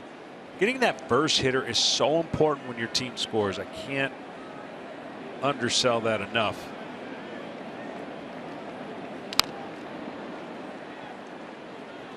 Oh, 2 the count to Hanley Ramirez. Let's take you back to Thursday's series opener. We've made reference to it earlier. Last pitch of the game. Walk-off winner by Hanley Ramirez. The numbers courtesy of StatCast, powered by Amazon Web Services. A 426-foot walk-off winner.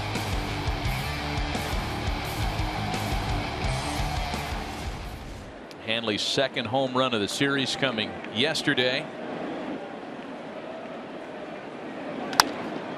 You know, going back a little bit farther, it hasn't been just this series for Hanley Ramirez. 6 home runs in his last 9 games, 9 in his last 16 games. Maybe more importantly, the Red Sox have won each of the last 10 games in which Hanley Ramirez has driven in a run.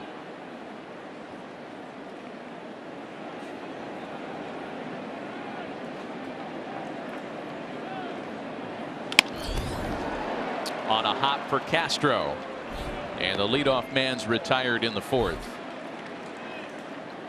You see where the shadow is now, just creeping into the batter's box, almost covering both of the batter's box, the pitcher's mound in the sunlight. In about 2 or 3 innings, it's maybe even less, it could get a little bit more difficult this time of year and day games.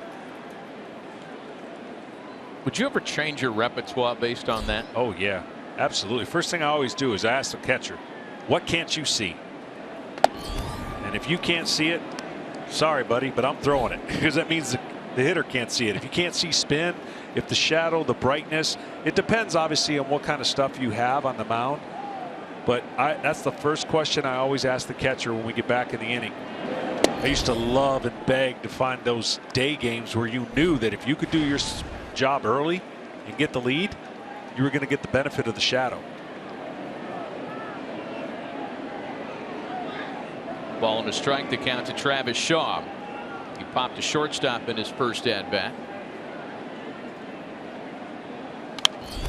I really believe part of not only the way this team is constructed, but the hitting background is so good here. You've got, could attribute to why they've loved to hit here and their team success and the average, but anything that gives you an advantage as a pitcher, you certainly want to take it, especially to this team when they are so offensively connected. 2 balls and 2 strikes to Travis Shaw.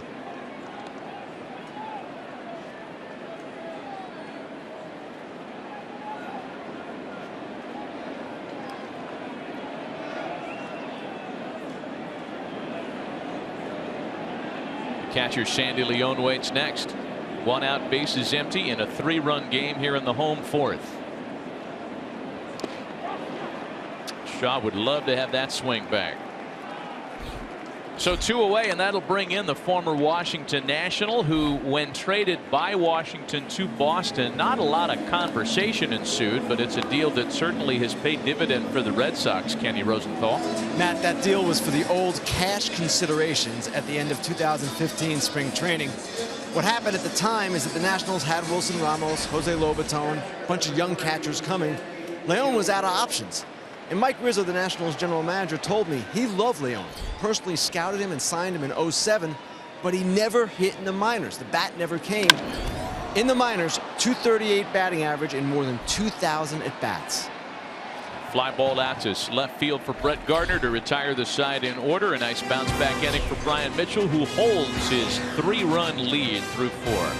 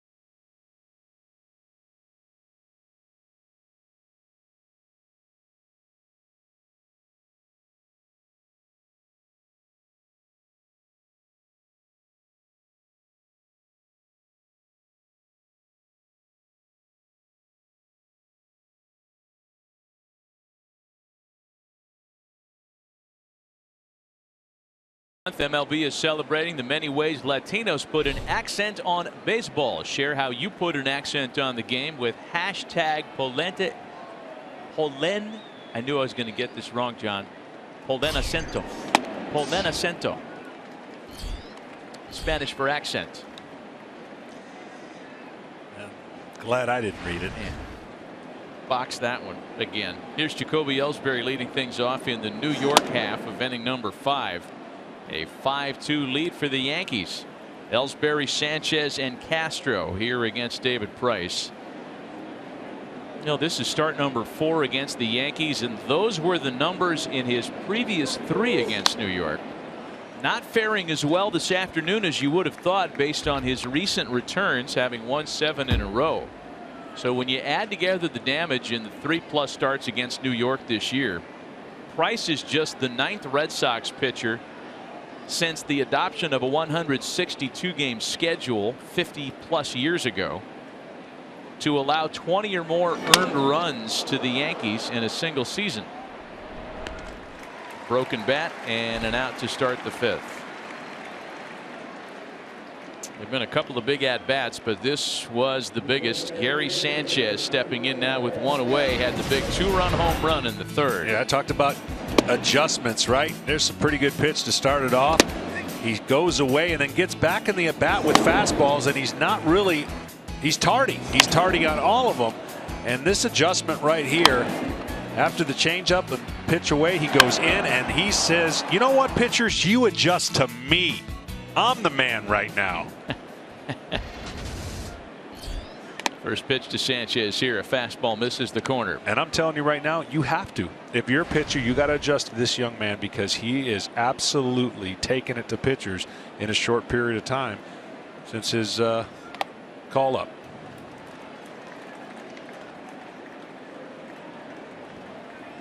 A ball and a strike to count here to Gary Sanchez.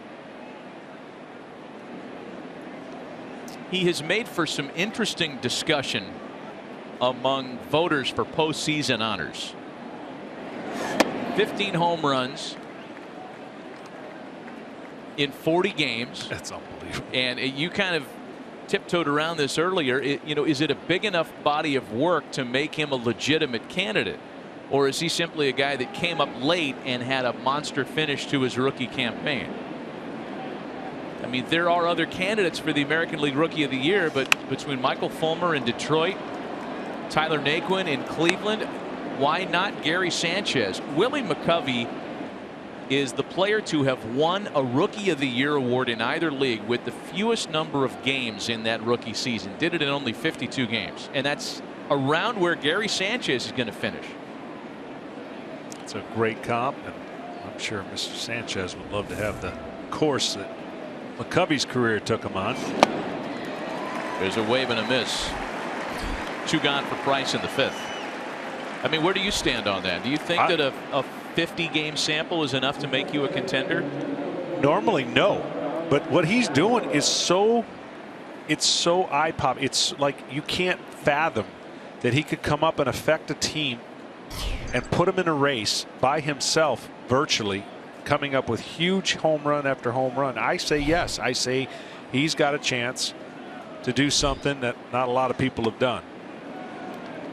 2 gone now for Starlin Castro. Ken, I'll ask you, you're the only guy in this conversation that gets to vote on these matters. I mean, outside of Michael Fulmer, is he the biggest competition? He is, and there's no question Sanchez is a candidate and a legitimate candidate, but he'd be a better candidate in a year without an obvious guy. And in my opinion, Michael Fulmer is an obvious guy. He came up at the end of April, kept the Tigers in the race really the whole year, was their best pitcher until Verlander got going. He would be my choice. Yeah, Michael Fulmer probably will get a lot of consideration, if not most of it. We'll have a conversation a little later on today about the American League MVP race, which is getting a lot more interesting by the day. 2 balls and a strike to count to Starlin Castro. But could you imagine the Yankees making the playoffs and the Tigers don't? It might change some people's votes, but I completely understand what Fulmer has done as a rookie pitcher is incredible. Yeah, double-digit winner, ERA of just north of 3 in 24 starts. He's been great for them.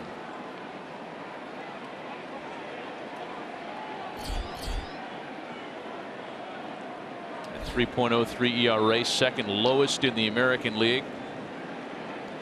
The most, I don't want to say controversial, but the place where somebody doesn't know where to put this guy, and that's Britton. I think he needs to be in the MVP voting as well, not necessarily the Cy Young. Into left center field.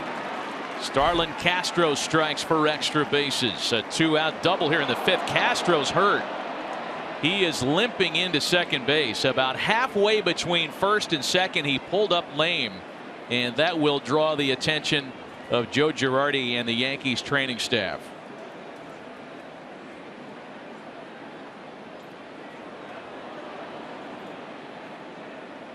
Well, you heard the crowd react here when Castro started limping, a very pronounced limp. He's going to come out of the game, not even a discussion.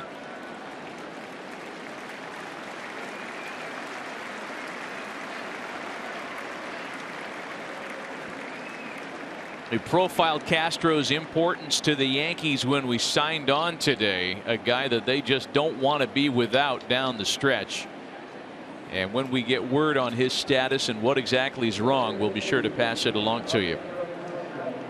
It's a long season, and you wonder at this point, how could this happen? Guy's been playing all year, didn't look anything much, and then all of a sudden it got him. Grabbed him right there. He knew he had a double. So as he's rounding the base and taking his normal strides, right about there is all it took, and he knew that that was going to be it. So Ronald Torreyes takes over at second base. He will likely stay out there defensively as well. So now Billy Butler with a chance to pick up a run.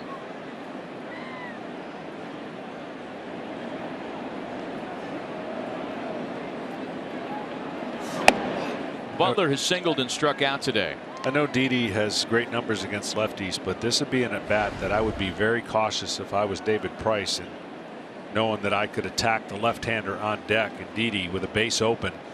Butler, professional hitter, and brought in to face left-handed pitching.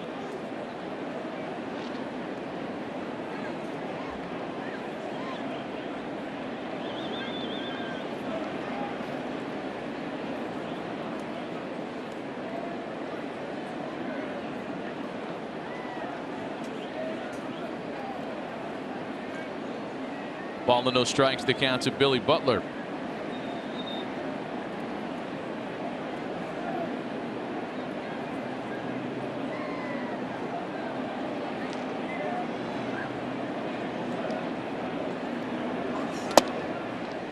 Strike on the corner as Price approaches 100 pitches. We saw Heath Hembree up in the bullpen earlier for Boston.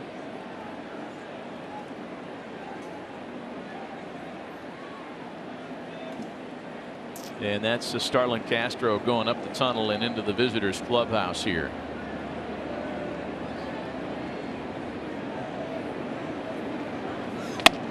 Swing and a miss, and it's 1-2. It's a good cutter in out of the hands of Butler. You see a lot of four seamers, and it looks like a fastball, and see how that late movement inside just ties up Billy Butler.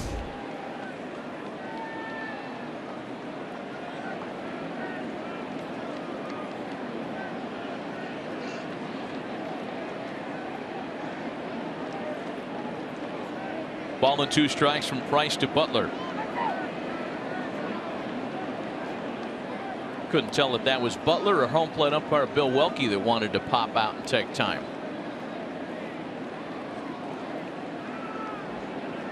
The pace will get to you. Price dictates the pace when he's out there. Again, over 25 seconds between pitches.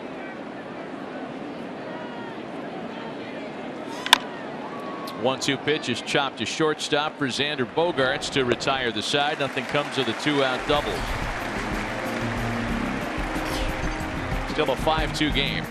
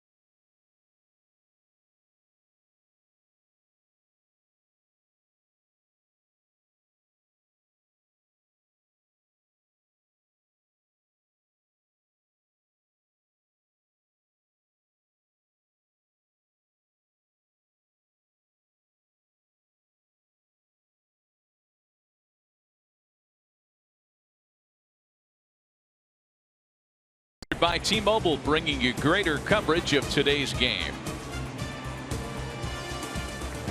5-2 Yankees heading to the bottom of the 5th, and a couple of changes for New York. Mark Teixeira takes over at first base, the better glove man, and Ronald Torreyes again does stay in the game in place of Starlin Castro, about whom we're waiting word from the Yankee clubhouse. So Jackie Bradley Jr. will lead things off here in the home fifth. Still plenty of baseball left, as they say, as the shadows start to creep in and become a little bit more ominous in front of home plate. Bradley Jr., Benintendi, and Pedroia against Brian Mitchell.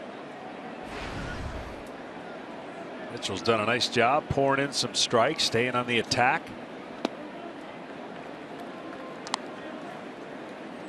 Mixing it up. That's what you have to do. You have to mix it up against the Boston Red Sox. You cannot afford to pitch behind in the count. If you don't trust your secondary pitches, they are going to offensively have a field day.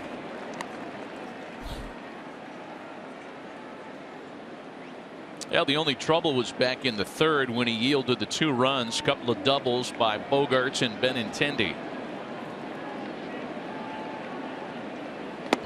2 balls and 2 strikes to Jackie Bradley Jr.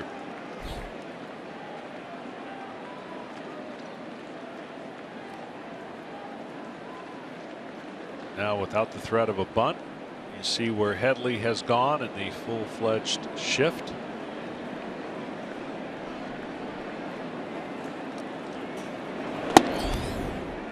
Yeah, and a full count now, 3 balls and 2 strikes.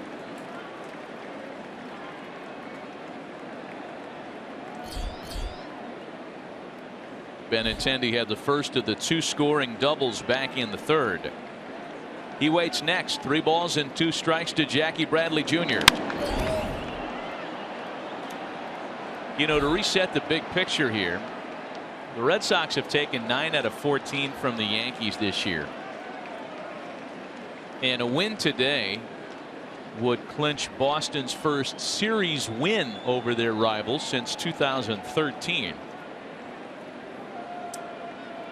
Boston with a 2-game lead in the East. New York 6 out of that race. Perhaps the better route for the Yankees, eyeing up that wild card. Started play 4 back there, but with a handful of teams to try to get past. And there's ball 4 to Bradley. It's going to get the bullpen. They're already getting loose, but that's going to get them on alert. First walk of the game.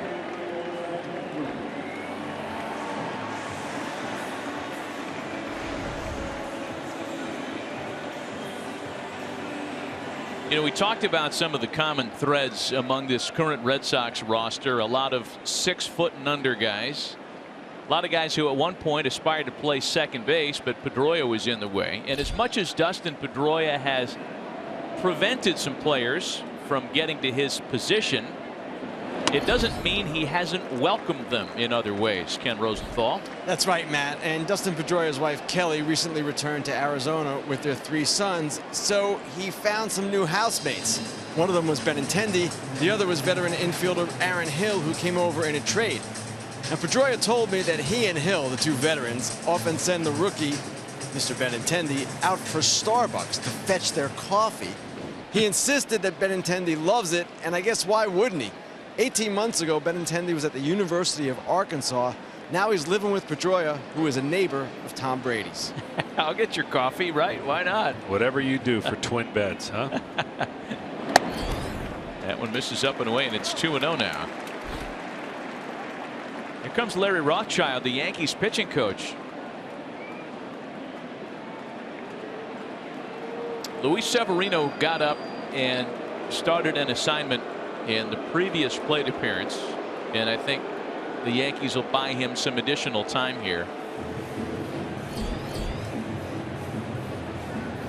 Just a little bit of anxiousness, knowing you know, a pitcher in this situation knows he's just got to get through this inning, and it's pretty much going to be done. That'll be it.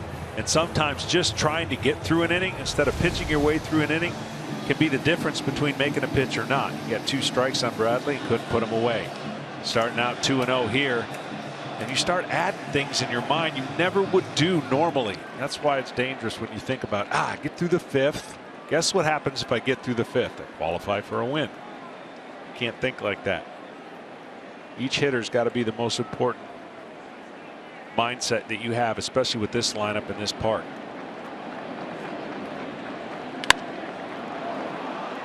Popped him up on the left side of the infield. Headley is there to make the catch, and there's 1 away.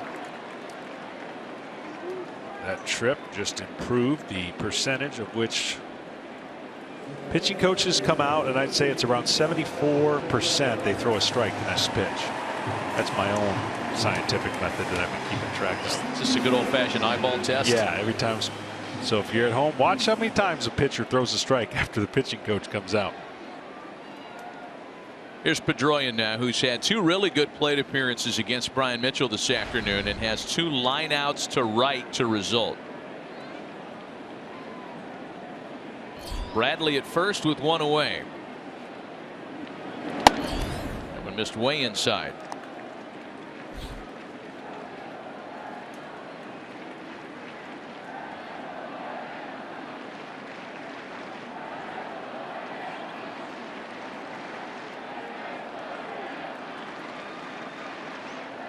You talked earlier about a telltale sign of when Dustin Pedroia is swinging the bat well. That one's pulled out of the building, folks. First 2 at-bats going the other way. Well, you see, he almost steps in the bucket. He has an unorthodox way that he can generate power and hit the ball the other way. And when you're locked in, you see the ball so much better. He's basically almost hit 400 since August 1st. That'll go down a little bit with his 0 for 2. There used to be a time where you could not throw a high pitch, especially in, to Dustin Pedroia.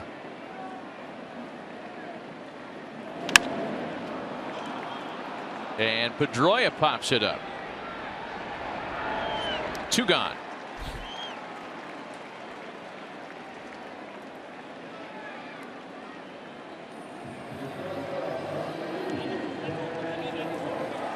So now Xander Bogaerts. And Bogaerts would love to keep this inning alive to give David Ortiz a chance to bat with runners on. And just the opposite for Mitchell. He knows what the scenario is. Get this guy out. He doesn't have to face David Ortiz with potential tying run at the plate.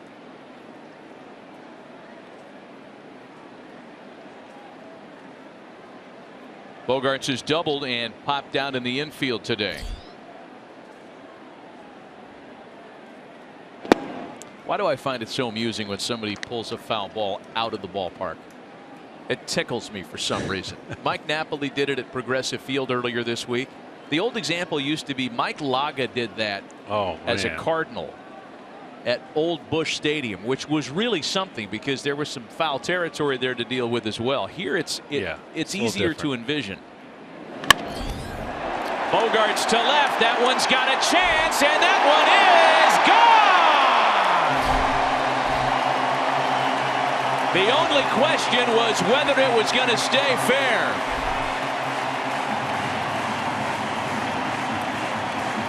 Two-run shot for Xander Bogaerts.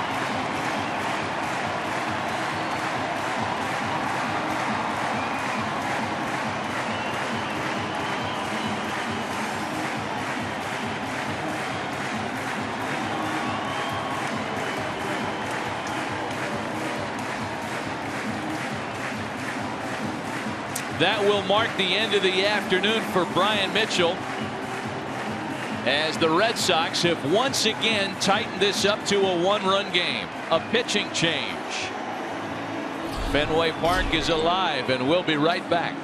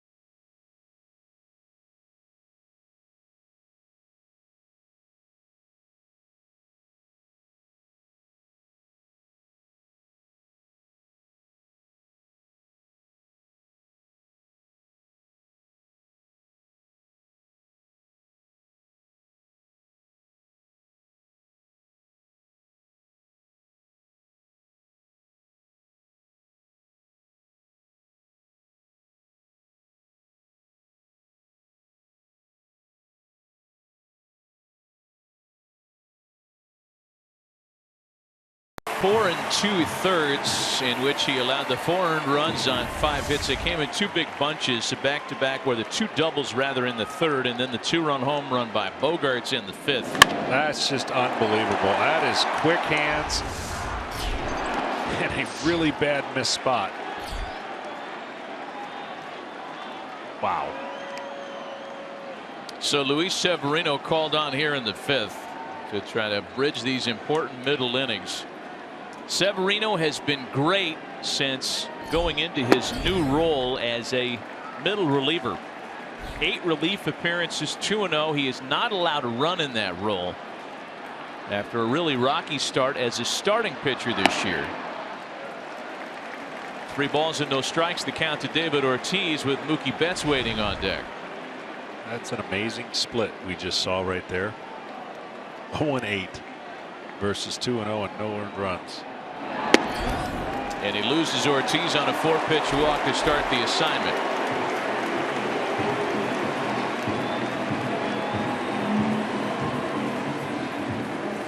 You know, there's something about the Yankee bullpen against the Red Sox at Fenway specifically that has just not gone well for New York. In 8 games at Fenway Park this year, the Yankees bullpen has allowed 24 runs in just over 26 innings. And that includes not faring very well in this series.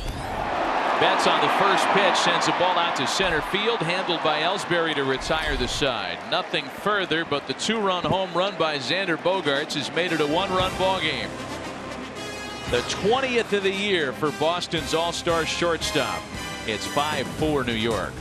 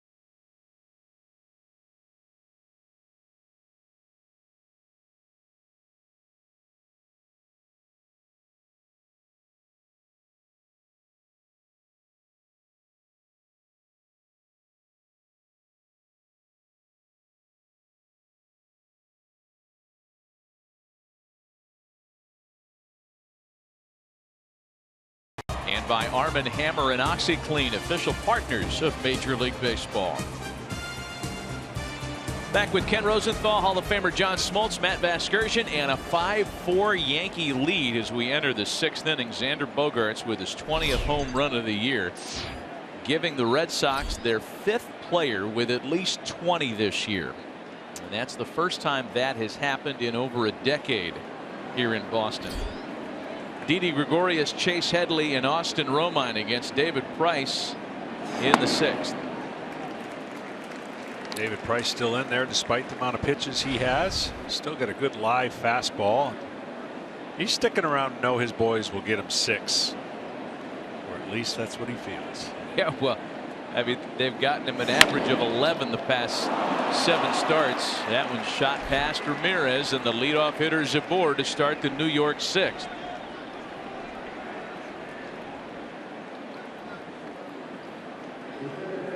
Now this ball was hit awfully firm, and Ramirez could not gauge the one hop. Didi's success against left-handers still amazes me, especially this left-hander. So a couple of singles for Gregorius today, and here is the switch hitter Chase Headley now in from the right side. Headley has singled and scored today. He's hit safely in 16 of his last 20.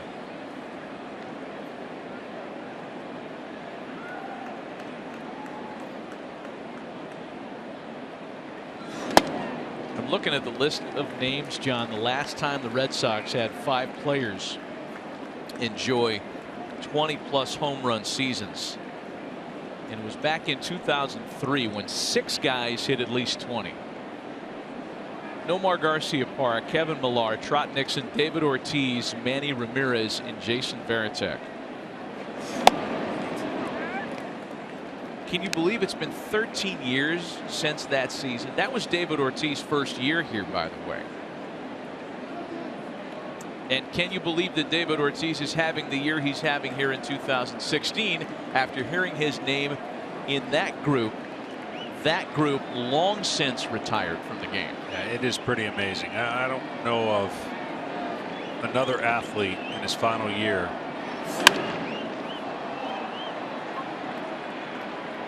Betts is under the fly ball to right. There's one away.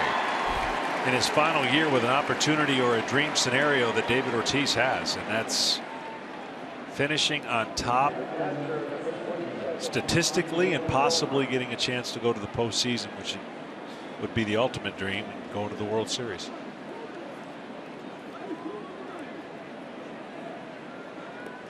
Here's Austin Romine now with 1 out and 1 on.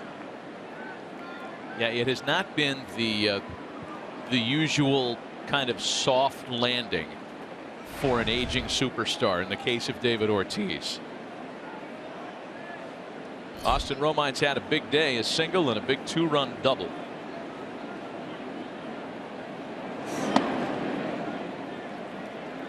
Right, the landscape is littered with tales of great players who are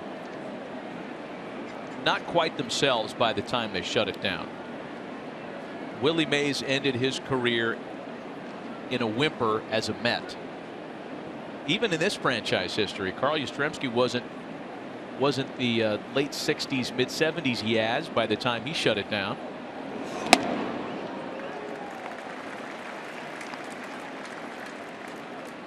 Yeah, it's amazing. I mean, I think back to Kobe's last game. You can have like that one moment. It's hard to have a whole season. Yeah. Where you're just locked in. Not to mention in that game when it's Kobe Bryant's last game and he's fed the ball every time down the floor, he's going to score some points. Yeah. It's hard to do that in this game.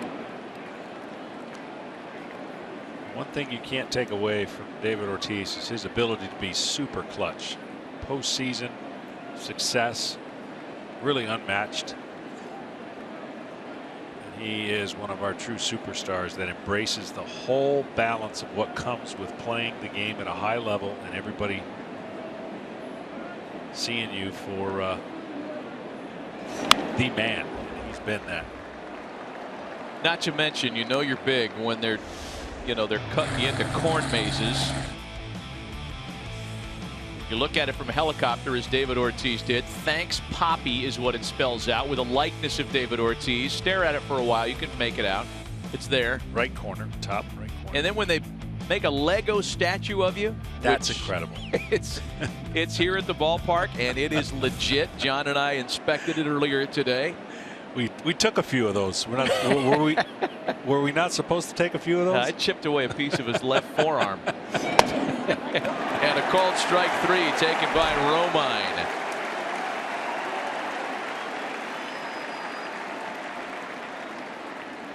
Two out in the 6th. Fastball away. It's a good pitch.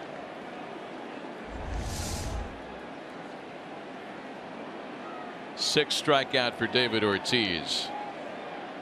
Can't quite see it. We took a couple under the armpit out, and it's awesome. Yeah. I mean, no offense to anybody else that's ever played here, but they're not making Lego statues for Bob Zupsik. There's a strike to Rob Refsnyder. Refsnyder 0 for 2 with a pair of strikeouts today. 2 of the 6 for David Price have been on his line.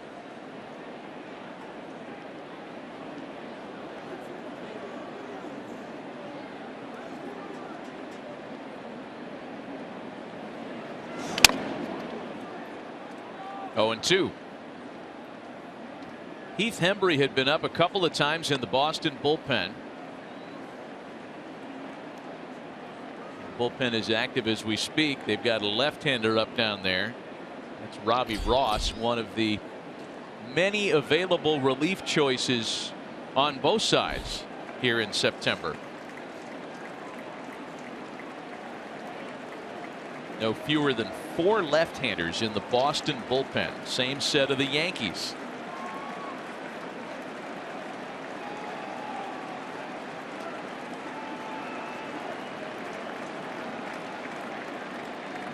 Gregorius at first. He's been there ever since singling to start the inning. Headley flew out, and then Romine a strikeout victim, and here's the 2-strike pitch to Refsnyder. A ball and 2 strikes now.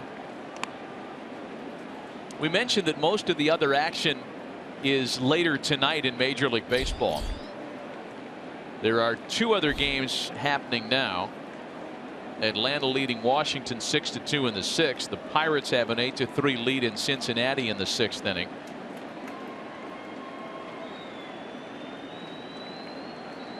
A doubleheader being played in that last game we mentioned.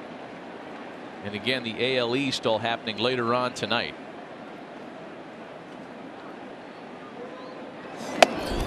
2-2. David Price has just basically overpowered Refsnyder with fastballs. Talking to himself, trying to get this last batter because this will be his last inning.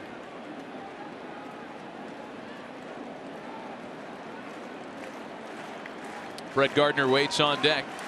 Runner at first with 2 gone and a 1-run ball game.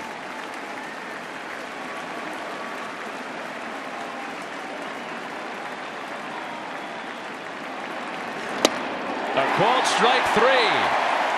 If in fact that's the final pitch of the day for David Price, a couple of strikeouts end his afternoon.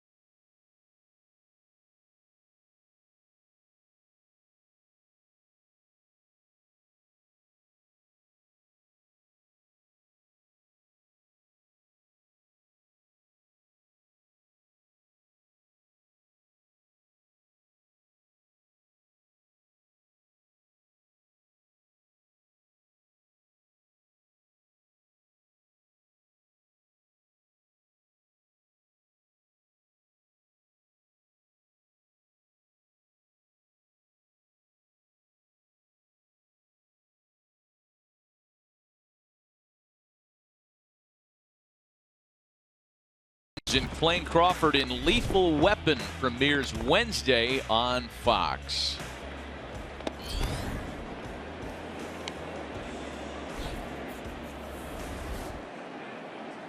Still a one-run ball game as Luis Severino takes over to work the bottom half of the inning.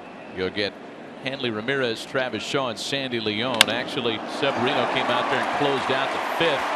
And there's a gapper off the bat of Hanley Ramirez that'll put the tying run in scoring position to start the home sixth.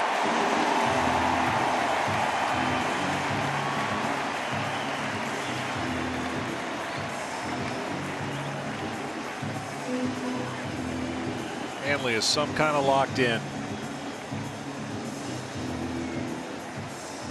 Change out in right field to set this inning as Mason Williams, a rookie outfielder, takes over for Rob Refsnyder.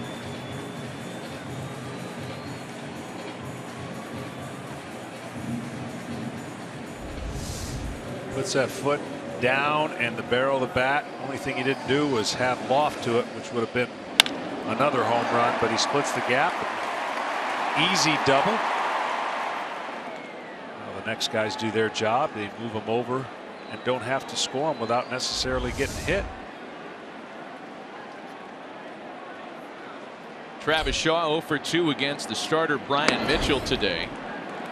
So Severino came on and walked Ortiz on 4 pitches in the 5th and then gave up a loud long fly ball to Mookie Betts to end the inning. A booming double greets him in the 6th. And Shaw pops it up. Gardner makes the catch in left, and there's one away. That's definitely not doing his job right there. They played the shift on him, and all he had to do was hit into the shift, and this time he pulls off the ball. You know he's upset. Fly ball to left field is not going to get it done. So now Sandy Leon, who's also looking for his first hit today. We did mention how much better Luis Severino has fared in the bullpen, having not allowed a run in relief. He's really gotten tight with runners in scoring position as a reliever. 1 for 17 is the opponent's line in that scenario against Severino, the reliever.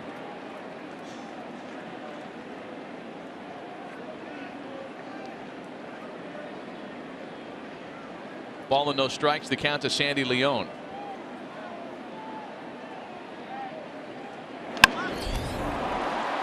To third. Headley gathers it in. Not a bad idea. It advanced the runner to third. There are, however, 2 away here. Well, he just bunted it too hard. With the runner at second, Headley had to be kind of in, even though the shift is in place. See how he's in a little bit? So if he deadens it at all, it's a tougher play, and he just gets a little bit too much on it. Of course, an easy play for Headley. Had the previous batter done that, that would have had a better purpose with a runner on third, less than 2 outs. So no sacrifice is credited to Sandy Leon there. He was bunting for a hit. Here's Jackie Bradley Jr. now. He has singled, or rather struck out and walked today. Red Sox trying not to strand that leadoff double.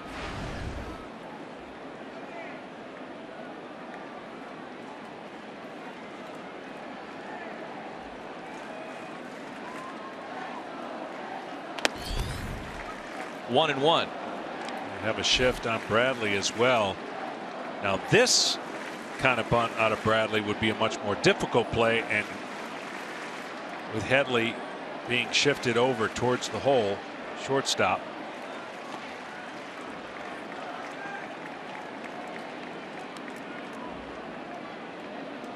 Two balls and a strike to count to Bradley. The left-handed hitting Andrew Benintendi waiting next. So a tough bottom of the order assignment for Severino here if he is to remain scoreless as a reliever.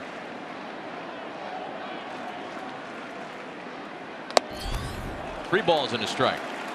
You're seeing that the shadows have disappeared because the cloud has taken care of that. So the hitter's view towards the mound is not anything but what he sees at this current moment. As good as the Red Sox have been with runners in scoring position this year, 290 as a team, that's the best in baseball. They've struggled today. And it's a full count to Bradley now. Just 1 for 8 with runners in scoring position on this afternoon. Jackie thought he had ball 4 there.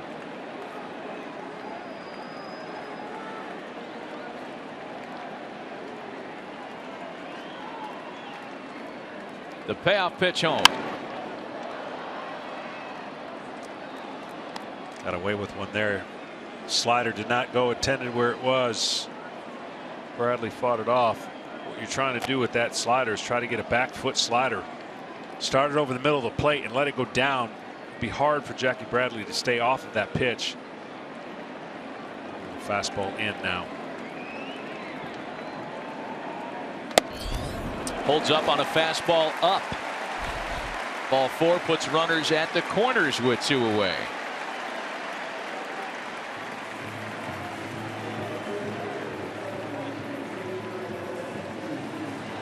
MLB.TV Premium, the #1 live streaming sports service, delivers everything you've come to expect and more. Watch every out-of-market game live in HD on over 400 supported devices. Visit MLB.TV for details.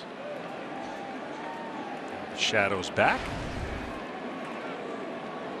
Andrew Benintendi now. About halfway between the pitcher's mound and the hitter. Benintendi has doubled, scored, and popped out today. 0-1 the count to the Red Sox left fielder.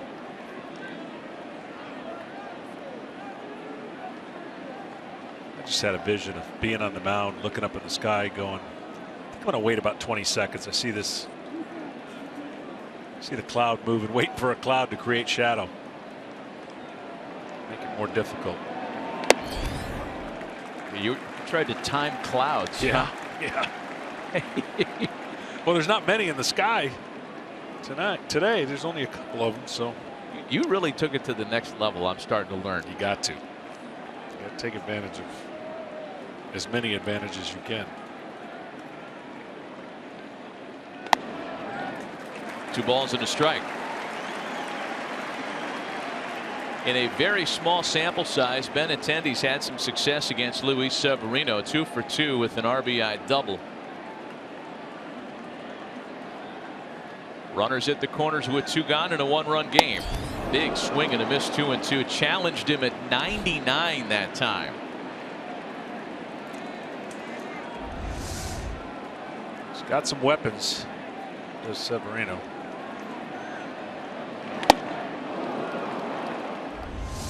Didn't need any help from cloud cover on that.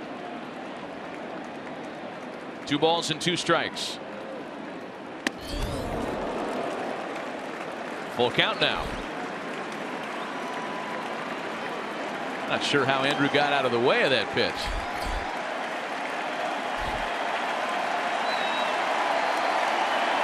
Fans are re-engaged now with the tying run at third.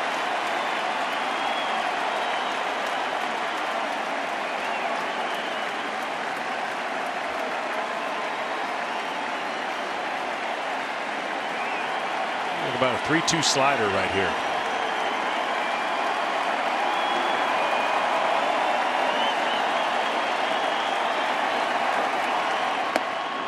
Oh, just missed with it. He went with the 3-2 slider.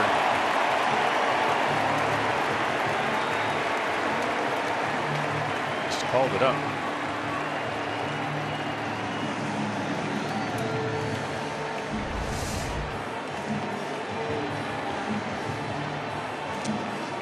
Bell tie. Yeah. Bell tie. So now Larry Rothschild, the Yankees pitching coach, is out, and that stirs a few people down in the Yankee bullpen. Nobody had been up this inning behind Severino. He has been their most reliable middle innings weapon since being reinvented as a reliever. But now he's in trouble. Runners all around. Bases are loaded. Ramirez, Bradley, and Benintendi all aboard for Dustin Pedroia.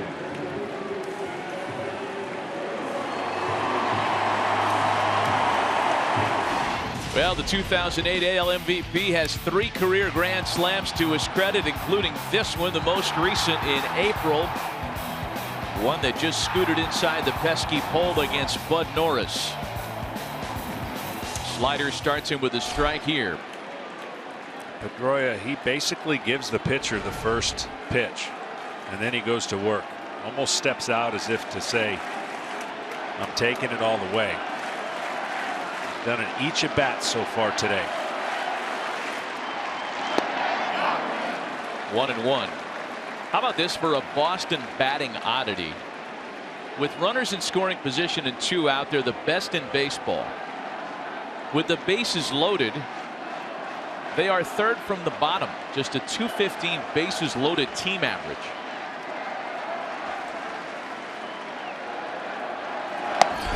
Look out. That's 98 up and in. 2 balls and a strike. As I said, Pedroia, he likes to go in towards the plate with his body and that fastball up and in.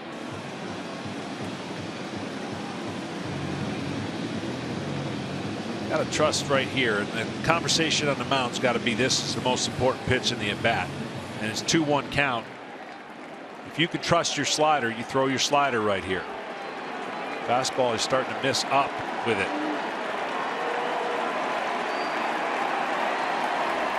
2-1. Who had Pedroia buckling and missed inside. It's 3 balls and a strike now.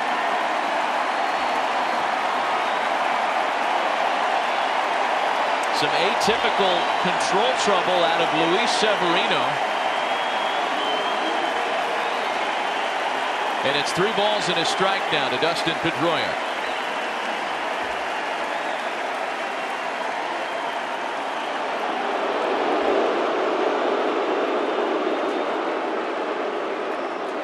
He's getting around his slider. We've seen the velocity of his fastball, but the slider's got a little more lateral, almost throwing it uphill a little bit. See how it breaks and is not breaking down?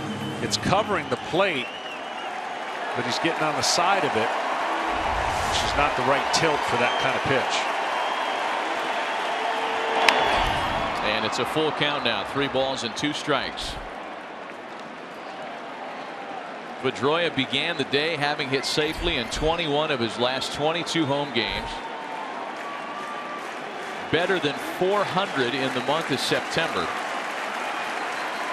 He's been conspicuously quiet today in terms of results. 0 for 3, though he has hit the ball hard twice.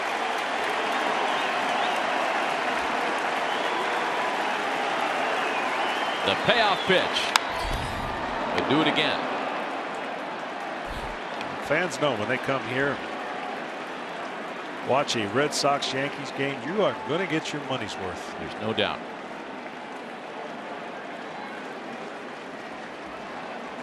Xander Bogaerts on deck, his 2-run home run back in the 5th, made it the 1-run game that we're watching now.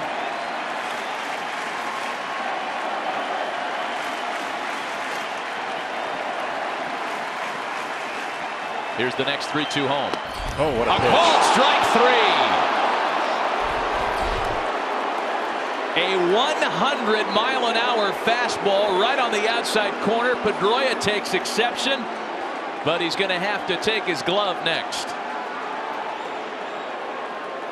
Luis Severino in and out of a jam in the 6th to preserve the Yankees' 1-run lead.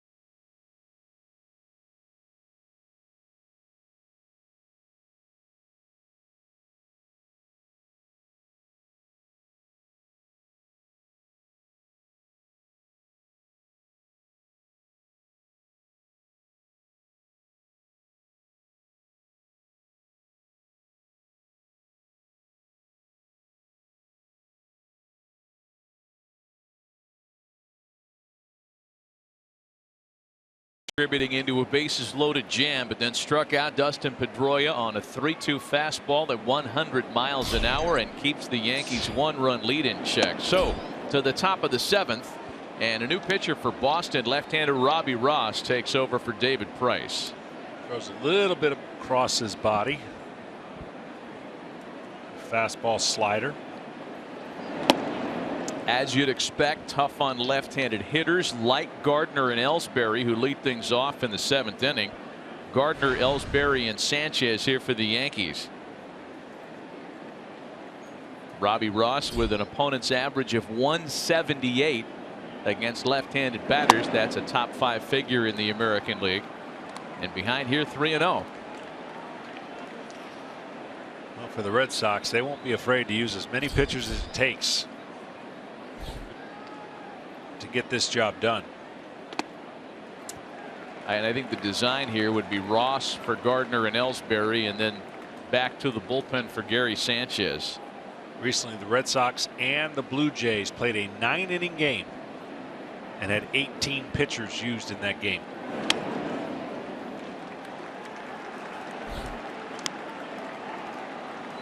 Leadoff walk, and Gardner's aboard. Hey, Grip the Moment, sponsored by Falcon Tires, the official tire of Major League Baseball. Walking you through the entire sequence to Dustin Pedroia that got it to 3-2. A couple of 3-2 foul balls, and then the pitch that locked up Petey. He's going to look at that one and see that that was a better pitch than he first thought when he saw it live.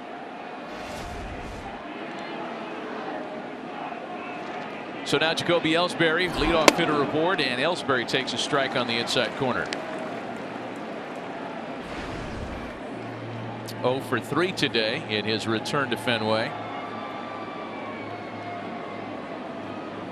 The raspberries that he got from the crowd have gotten a little quieter the longer Jacoby has been quiet at the plate.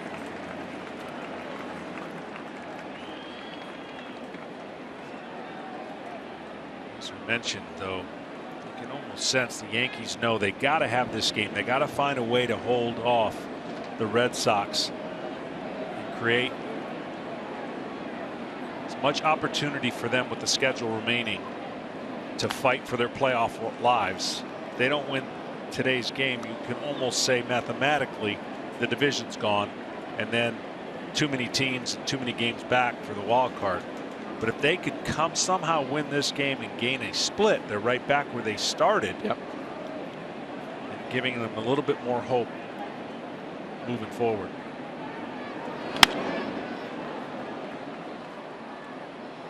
Well, in losing 5 of their last 6, it's been the bullpen and the lineup that's kind of gone quiet.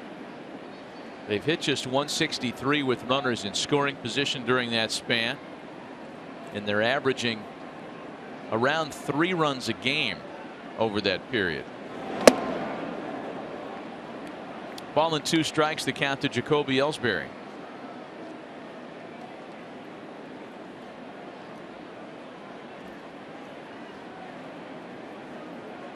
Again, the rest of the AL East later on tonight. Toronto is out in Anaheim.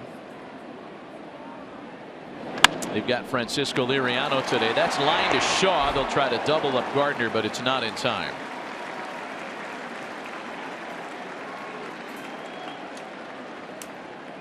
So now Gary Sanchez, and as we guessed, here's John Farrell. He wants a right-hander for the home run threat.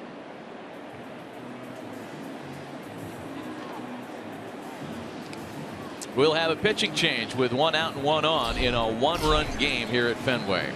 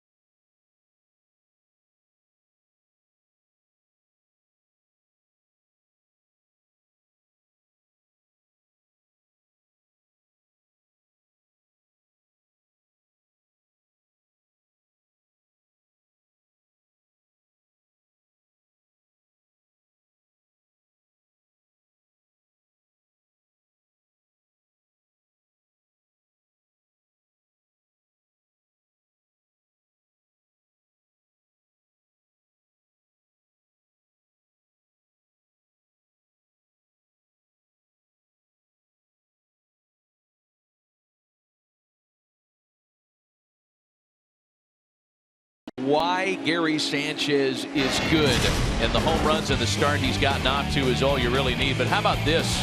When they're trying to walk you and you still beat him with a sac fly, as he did earlier this month against the Rays. That's amazing to be ready. I guess he wasn't ready one other time that this happened to him, so he said he was going to be ready from that point on and drove in a run with it.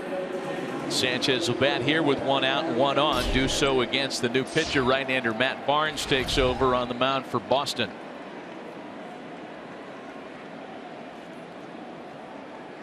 Matt Barnes drops his arm a little bit in delivery.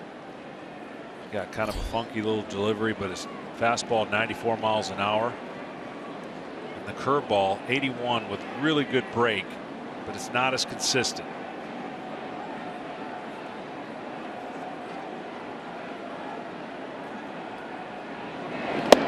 Bear in mind that it's not Starlin Castro due up next. He was removed after pulling up lame, legging out a double, but Ronald Torreyes batting on deck. Ball and no strikes, the count to Gary Sanchez.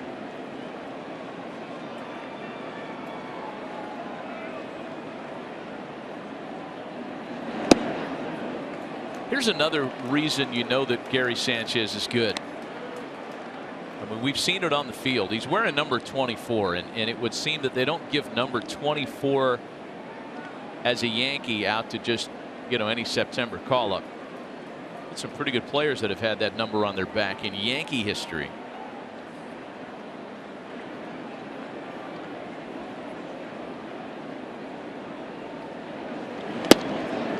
You need to go back only as far as some of the recent number 24s. Robinson Cano and Tino Martinez. Ricky wore it.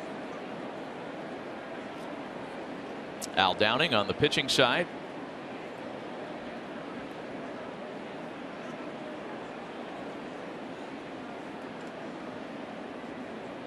Two balls and a strike to count to Gary Sanchez. I think you could do that with the Yankees, though, with any number, right? I mean, short of something in the 70s and 80s, there's going to be a great player to have worn most numbers that would be available. And when you consider there's no single digit numbers that are left that aren't retired.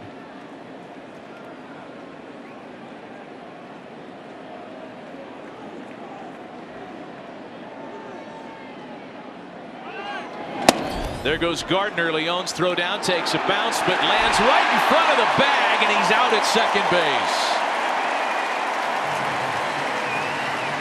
That's the only way Gardner gets thrown out, is an absolute perfect throw. The catcher has to stay back when the hitter swings through the pitch. There's the break, and at this point you think he's going to be safe, but watch exactly where the ball, and Pedroia slaps the tag right on the hand.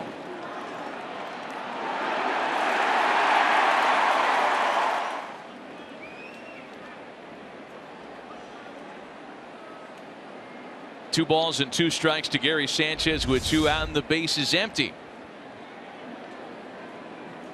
Sandy Leon started play having thrown out 38% of would-be thieves, and his caught stealing is followed by strike 3 to Sanchez. Nothing doing in the top of the 7th. They're stretching at Fenway in a 1-run game.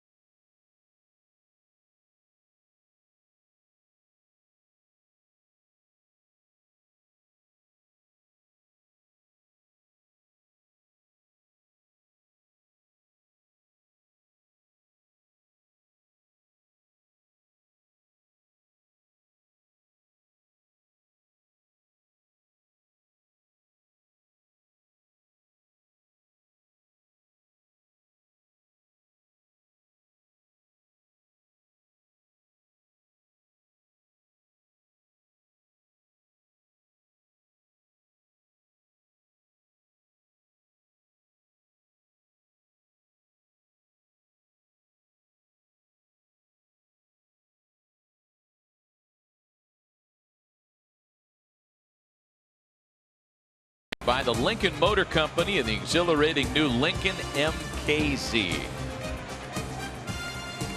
Back with Hall of Famer John Smoltz and Ken Rosenthal. Matt Vasgersian in Boston, and a one-run ball game. Last of the seventh. Xander Bogaerts, David Ortiz, and Mookie Betts against Luis Severino, who pitched his way in and out of a bases-loaded jam in the sixth. Bogaerts has been kind of a one-man wrecking crew today.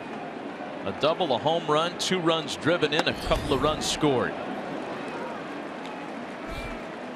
Severino needs to approach it like it's 2-0 or 3-1, because when it was 3-1, he made 3 of the best pitches he was going to make against Dustin Pedroia to get out of that jam. Early on, just falling behind. The command of his fastball has not been as sharp.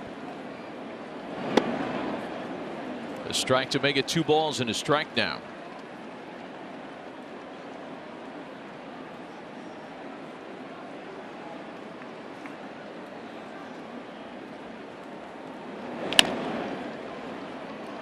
Two balls and 2 strikes to Bogaerts. After seeing the last home run that Bogaerts hit, I would stay away from anything towards the catcher's glove. He took a pitch inner half and pulled his hand so quick. You've got to get the ball away, and he got away with a mistake there. A slider that backed up, it looked like, in the middle part of the plate. Let's see if Sanchez can, or Romine can get him over there on a 2-2 count. Into right center field, well hit. Ellsbury giving chase, running out of room, dives, it's off the wall. Another extra base hit for Xander Bogaerts this afternoon.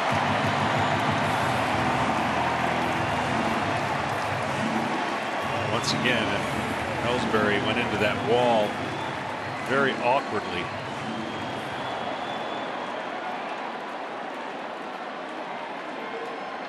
They did not get this pitch where they intended. Pitch is supposed to be away. Watch it leak out over the middle of the plate, and he just gets more barrel of the bat than you would imagine by his reaction. Ellsbury in that corner trying to figure out what he could do. Slides and catches his knee, almost pinches it.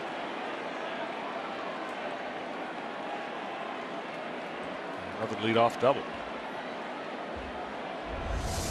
Second straight inning that the Red Sox have led off with a 2-base hit. The 3rd time they've done it overall today.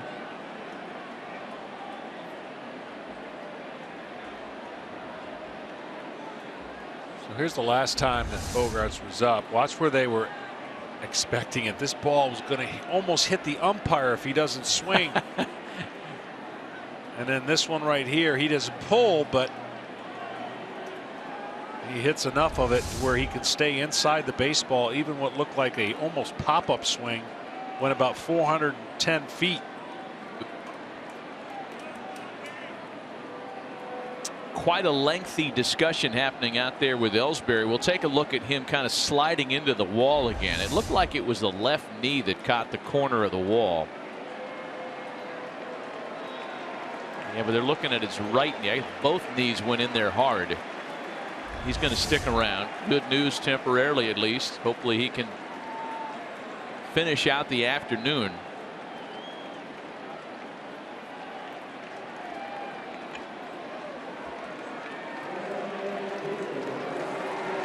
So here's David Ortiz now, representing the go-ahead run. Tying run in scoring position. And then Joe Girardi, after the visit in center field, is going to come out and double switch. Probably one of the longest jogs Girardi's ever made. He went from Girardi's ever made to go to make a pitching change. Dugout to center field, back to the dugout, only to go to the mound. We'll be right back.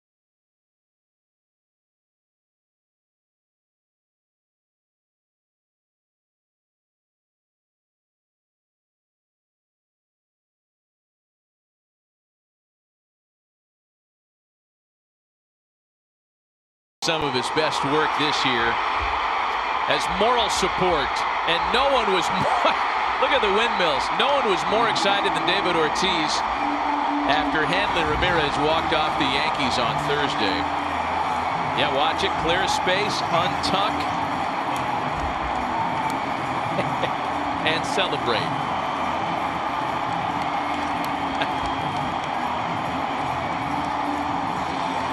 I don't know if we can do sabermetrics or StatCast on Big Papi's cheerleading ability, but it is off the charts.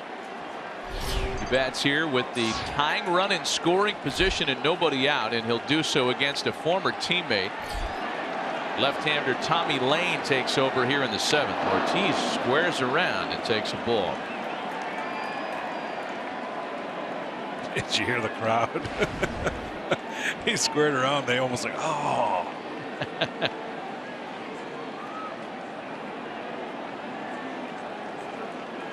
Lane making his 22nd appearance of the year out of the Yankee bullpen.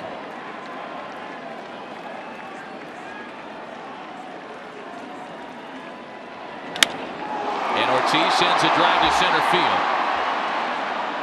Not a real test for Ellsbury's knee that he banged up previously, but that fly ball does get Bogaerts to third. Tying run in scoring position at third base now.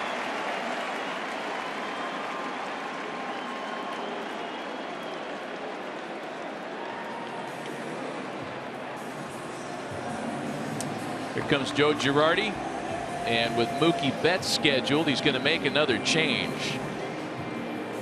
Another pitching change, and we'll be right back.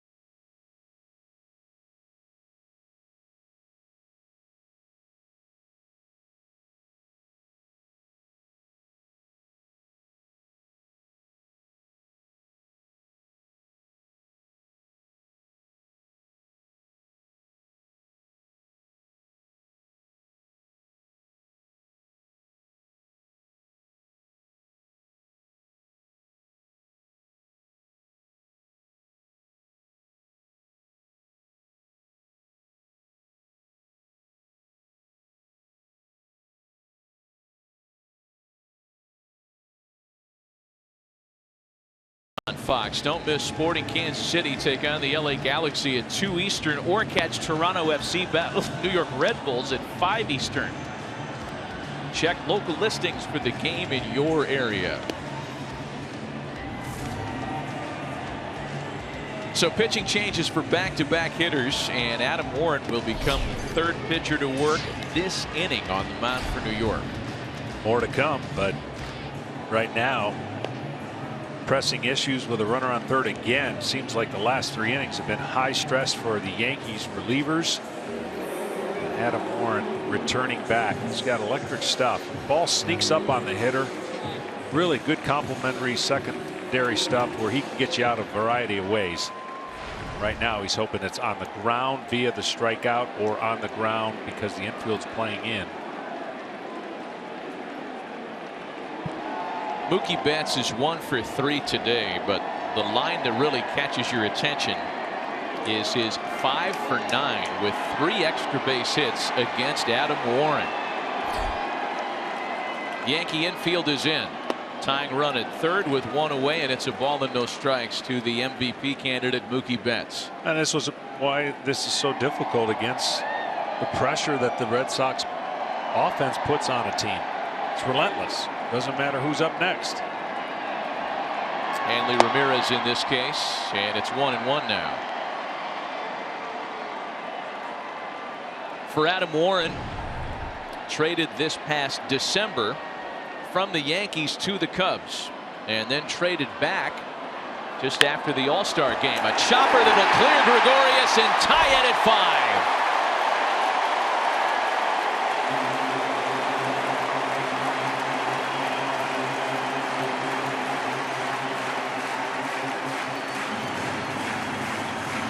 5. Well, with the infield in, Didi Gregorius had no chance to make that play. And it's Mookie Betts' second hit of the afternoon that brings the Red Sox back to even.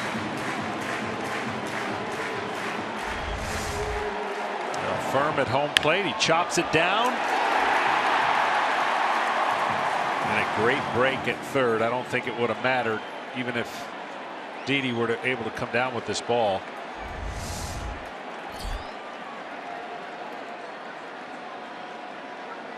That run charged to Luis Severino, which means it's the first he's allowed as a reliever this year. Here's Hanley Ramirez now. He has singled and doubled today. Has homered in each of the first 2 games of the series.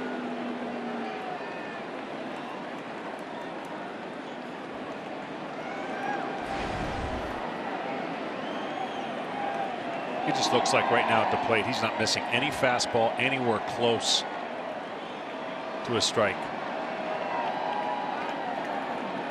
I never liked facing guys that were hot and picked up their front leg. Kind of like Gary Sheffield wiggled that bat and always looked like, oh, fastball's coming. He just never feels like they're going to miss it.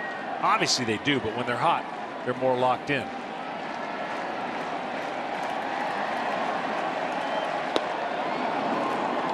Nothing in 1 the count to Hanley Ramirez.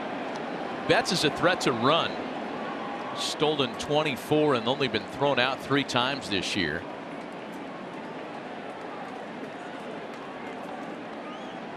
When you look down Mookie Betts' body of work this year, it is absolutely an MVP worthy discussion.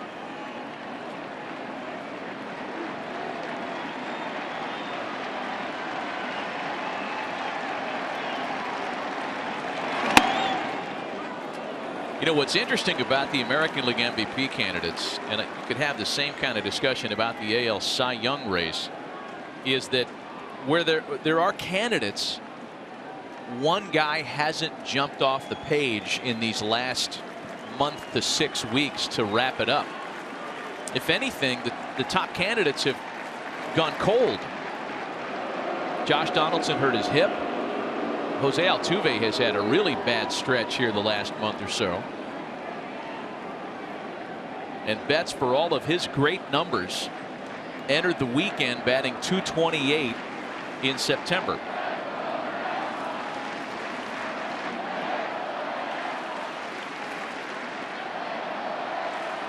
A ball and a strike to count to Hanley Ramirez. A smash that gets into left field. And here comes Boston looking for more. He's just not missing. When he gets one he likes, he's not missing. Throws the leg up, ready to hit, and that cutter didn't do what it was supposed to. Hands are back, and then he fires. Absolute second half dream power number wise, and now average getting picked up just to add to the averages that they already have in their lineup. So here's Travis Shaw now, who has batted seemingly all afternoon with runners on base. 0 for 3. He has stranded 3 today and has runners at first and second with 1 out and 1 in here in the 7th.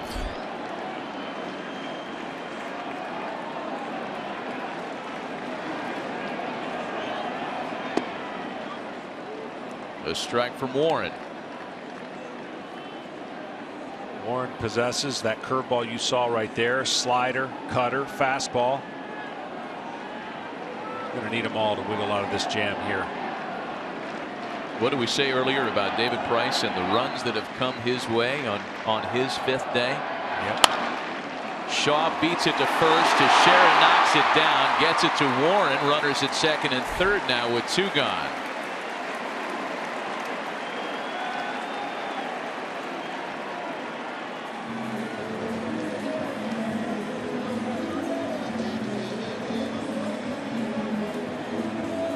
So Sandy Leon, who like Shaw, has been held hitless so far this afternoon.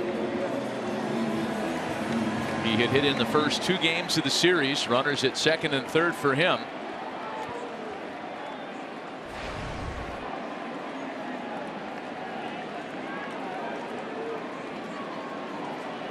Switch hitting catcher again in from the left side.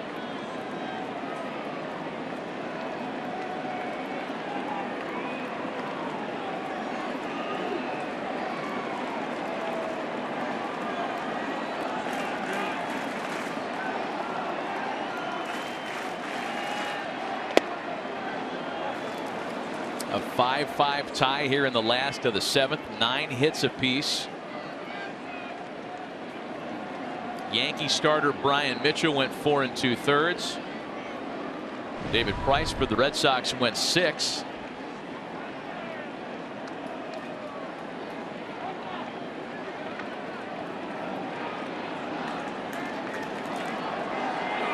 Amazing how 2 teams can play similar games every single time they play each other. Right. Like every time. Grinders. Yeah.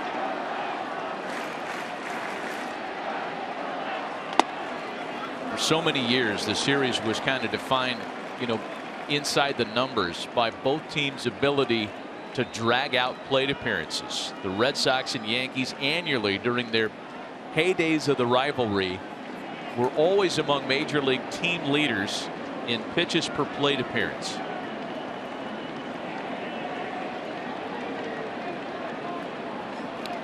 That one bounces away from Romine. That scores the go-ahead run.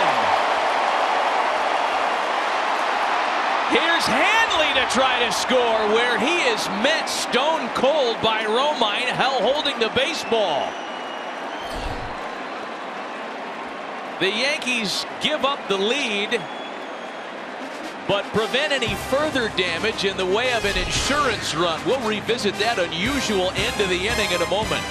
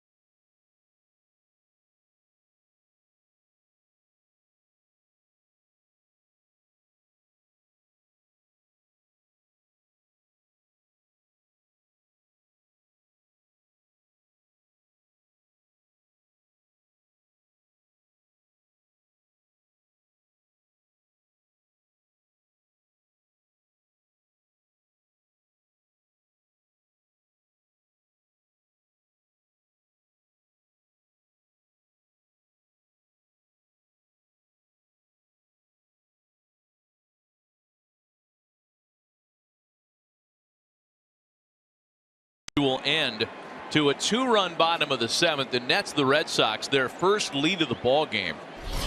And we'll go through it and explain, try to explain at least what happened after we get this top half of the 8th underway. Ronald Torreyes takes over, or rather leads off for the Yankees. It'll be Torreyes, followed by Teixeira, and then Didi Gregorius. A run scores on a wild pitch after the Red Sox had tied it at 5. And then Hanley Ramirez trying to pad the lead and sneak a second run on the same wild pitch play is met squarely by Austin Romine, who was holding the ball the whole time.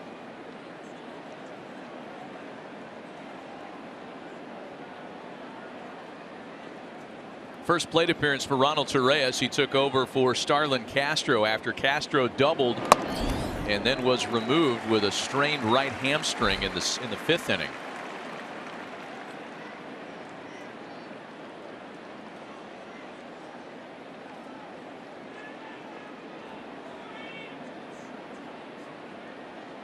Matt Barnes finished out the 7th.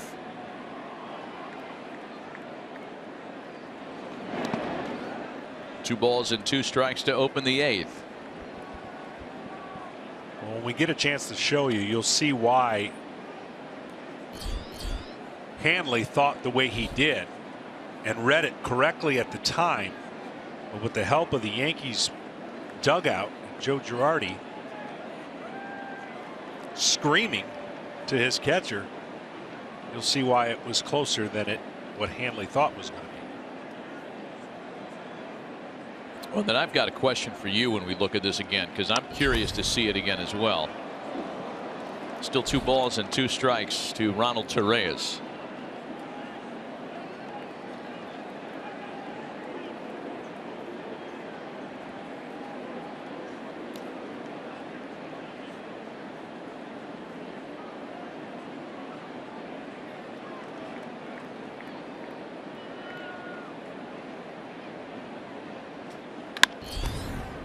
Ground ball to third. Shaw knocks it down, recovers, and gets it to first in time. So let's take you back to the wild pitch as Mookie Betts comes around to score on this to tie, or rather give the Red Sox the 6-5 lead. And then watch Hanley Ramirez. So when you see this play, you know the runner's going to score, so the catcher's frustrated. Now see how he's turned his back? He's turned his back, and Hanley sees that. And at this point, if he'd have kept going, might have had a chance. He hesitates right there and then says, I got this, I got this. Joe starts yelling, and at this point, the catcher goes down as almost as if he was deking him. But see, when he turned his back right there, he didn't know what was going on. And as he heard him yell, that gave him enough time to get the runner coming to home plate. So if he doesn't hesitate for that second, Romine in his disgust kind of turned his back.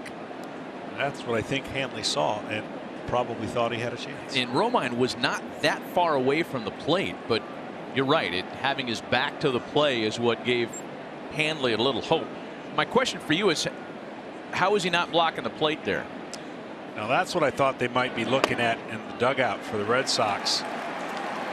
But as he came in and they were sliding simultaneously, he just put the glove in front of his foot. Had he put his shin or leg in front, that would have been a different scenario.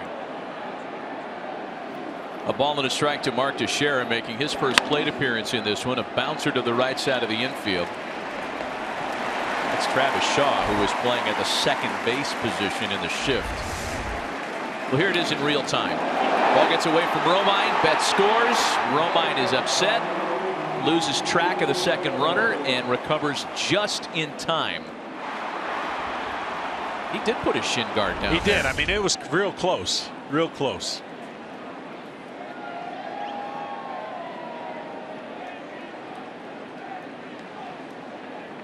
Here's Didi Gregorius now with 2 gone.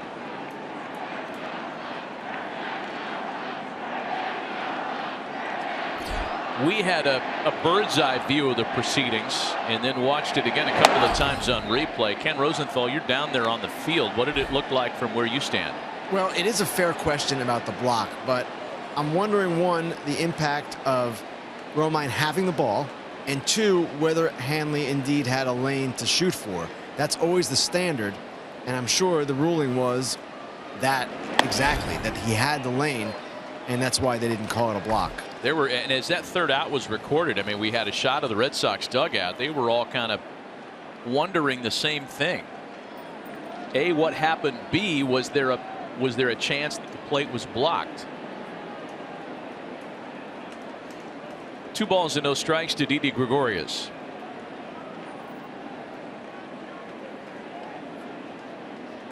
See, if a throw takes you into the runner, then it's not deemed blocking the plate. But since he went straight forward to the plate to block it, you could make a tiny argument there that have him review it, and that would have been a tough one. Yeah, I mean, despite the best efforts by Major League Baseball, there is still a little bit of gray there. We're not talking about the kind of gray that permeates what constitutes a catch in the NFL. Right. That's really gray. But there are some little. I've never seen that rule in effect for a play like that, where the catcher is literally trying to race to the plate with the ball and they meet at the same time. And technically, he could have kept running straight through. He didn't have to slide in that scenario. Hanley. Which would have been an even more interesting play. If by interesting you mean injury filled, Yeah. then I mean, those are 2 big guys. It would have collided. It's a full count to Didi Gregorius. 3 balls and 2 strikes. The Yankees batting while trailing for the first time, and down to their final 4 outs this afternoon.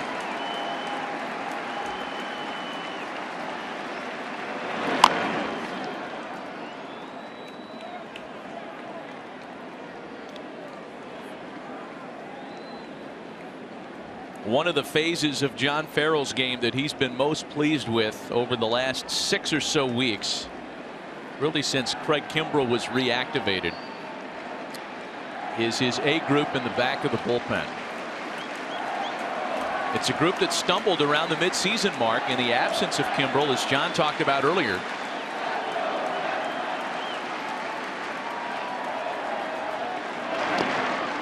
And there's ball 4. Well, with the starters in the second half pitching more innings and pitching much more effectively, I don't think there's many weak spots really for the Red Sox. They're about as complete of a team in the American League as you can get.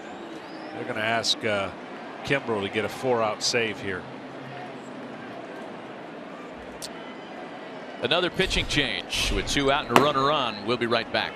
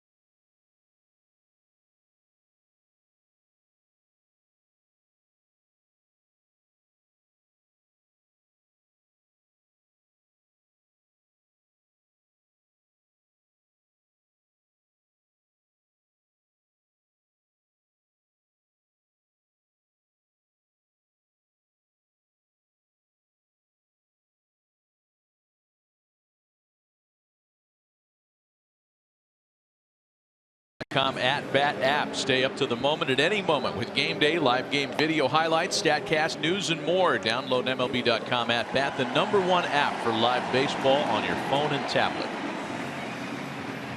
Today's Budweiser game summary. Boy, lots happened here to try to recap in a little 15-second nutshell. Gary Sanchez hit a 2-run home run in the 3rd when things were going really well for the visiting Yankees. The bad news started with Starlin Castro being removed in the 5th with what they're calling a right hamstring strain.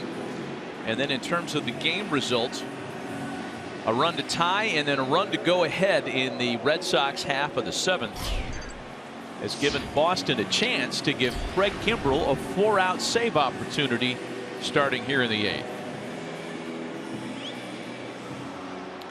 Well, Kimbrel, you see the numbers. Probably his only blemish is when he doesn't pitch in save situations. Coming back from knee surgery. Tremendous strikeout rate as a closer. Fastball, power, curveball. Kimbrel entered in the 9th last night. And with 1 out and a runner at first, struck out Jacoby Ellsbury and Gary Sanchez to seal off the win in his 26th save of the year. 0-1 the count to Chase Headley.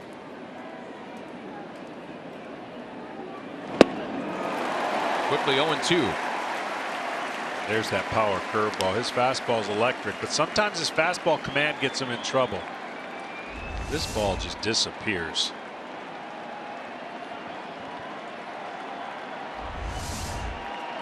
Kimbrel's only other 4-out save opportunity this year was at the end of May against the Blue Jays. And he was charged with a blown save. Gave up 2 runs on 3 hits in an inning and a third.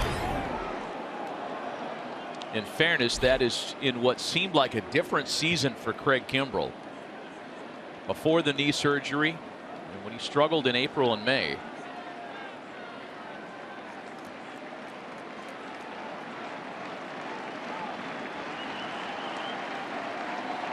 Ball and 2 strikes to Headley. A runner aboard with 2 gone in a 1-run game. Swing and a miss.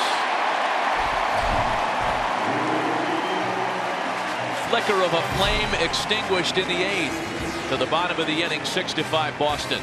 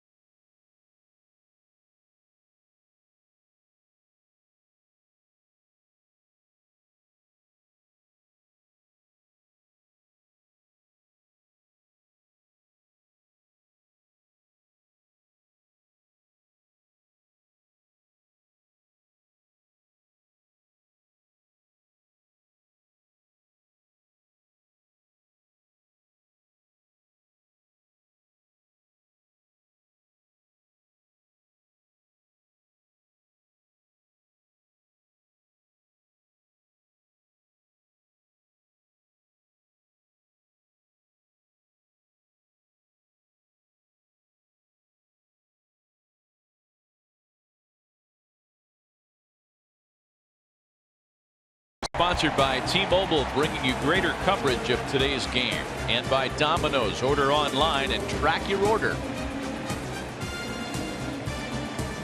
A 6-5 Red Sox lead going to the bottom of the 8th inning, and some defensive changes to track for you. Tyler Austin takes over in left field. That moves Brett Gardner to center, and Jacoby Ellsbury will be unable to continue. We're assuming it has everything to do with knocking himself into that center field wall earlier today. Stayed out there for a while, but gives way here late. Sandy Leon was at the plate after the unusual end to the 7th, and that brings him back up here to start the 8th. Leone, Bradley, and Benintendi.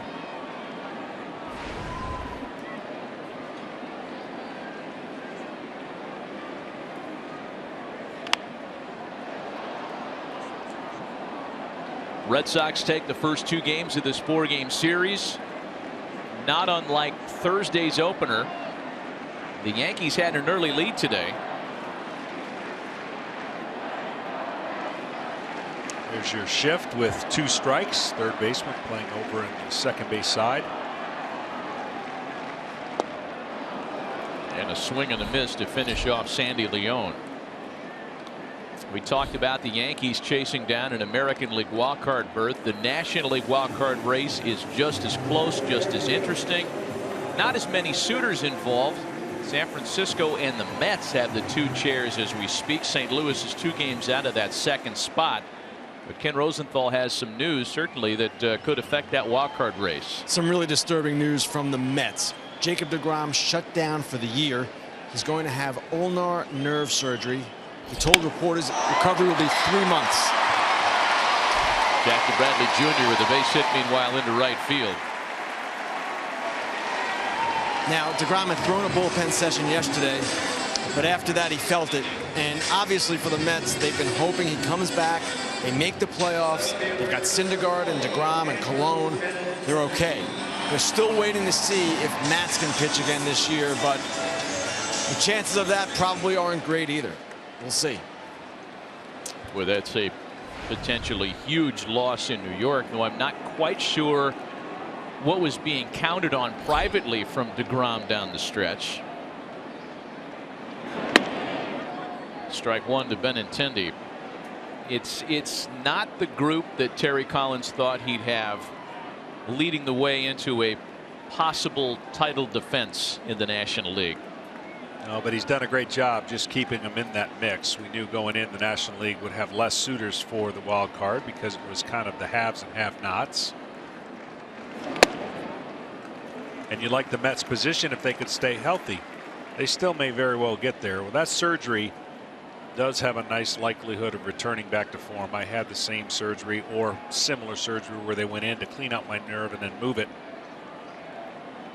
and was able to return without any really hiccups at all. So not the news you want to hear from Mets fans. No. With all the issues they've had, especially after last year with the great run and pushing everyone beyond their limits to get to the World Series. And it is showing itself in this season. So instead of after Syndergaard, instead of Harvey and Matz and deGrom, it's Robert Gsellman, Seth Lugo, Rafael Montero. You know, no offense, but these are not the guys that went down to the post last year. The good news is for Mets fans, they've got one of the 2 wild cards right now. They're trying to stave off the Cardinals, chief among others, to get back to the postseason. Ball and 2 strikes to Andrew Benintendi, who's doubled and walked today.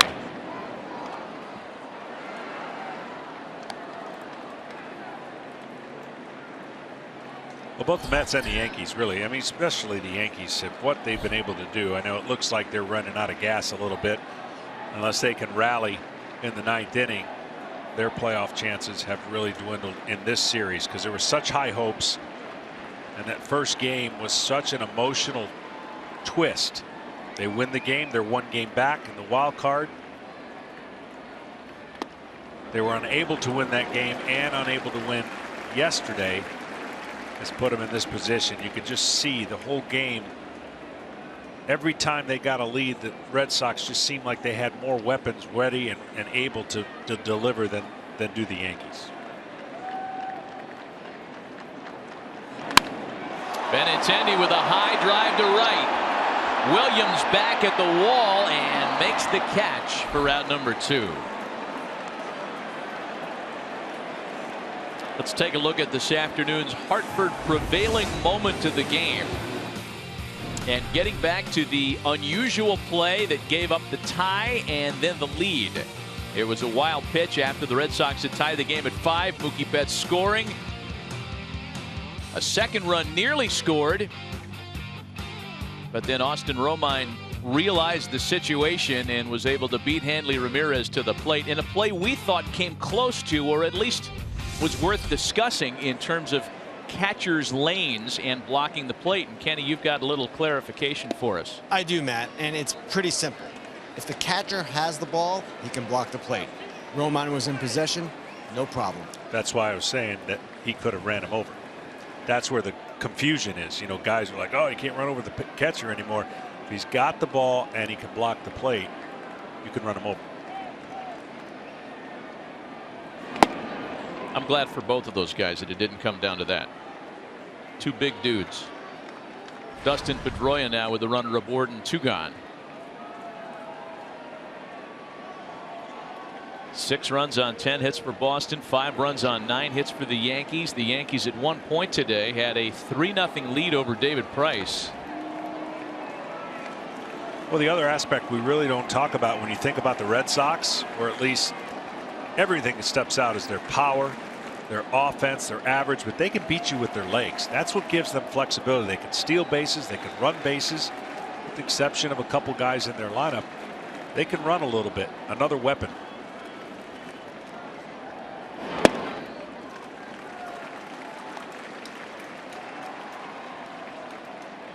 Two balls and a strike. New York will have their 8, 9, and top of the order hitters in the top of the 9th inning against Craig Kimbrel to try to salvage a game, end a 3-game slide, and turn around the momentum that has changed on them here this weekend. Chopper to the left side of the infield. Headley gathers it in and gets Pedroia at first. So we go to the 9th. Red Sox on top by a run.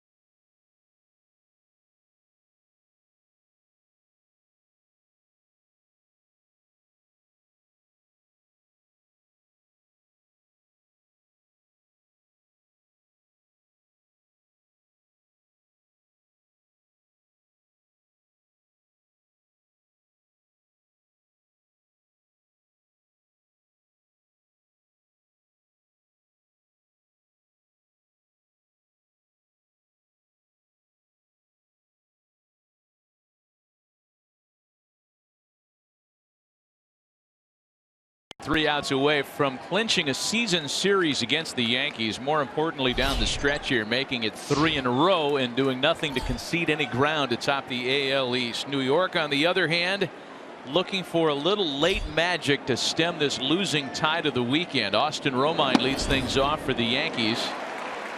Romine, Williams, and Gardner, 8, 9, then 1 here in the top of the 9th.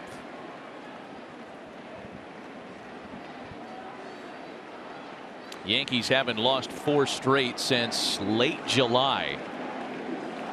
First real swoon here with this new young cast of characters, and it's a ball and a strike now to Austin Romine. Sometimes the curveball for Kimbrel is so good that the hitter takes it as if he saw it and he was completely fooled and ends up being a good take. That's how good his stuff can be. 2 balls and a strike.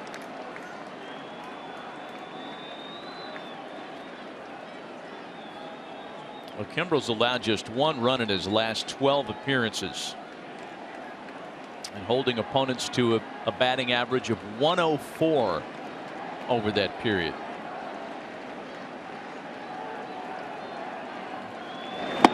Two and two. I mean, when he has that pitch, he's unbeatable. I mean, that's why he's been so good. The fastball at 96 miles an hour, an unorthodox way that he throws it, it just explodes on the hitter.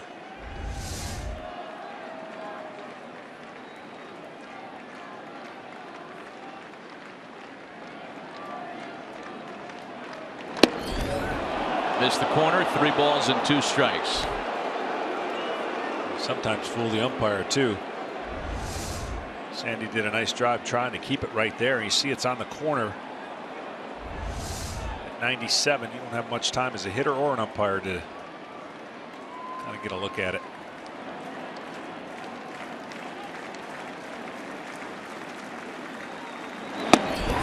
Blew it right past him at 97 miles an hour. Boston's had a couple of standout offensive performers today. Greater coverage of baseball, sponsored by T-Mobile, will cover 3 hits by Xander Bogaerts in a 3-for-4 afternoon that included 2 doubles, a 2-run home run, and 3 runs scored. The Red Sox all-star shortstop having a big afternoon at home today.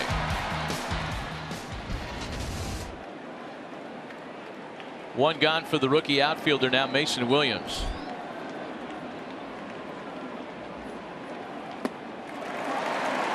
Williams getting his first taste of Craig Kimbrel this afternoon.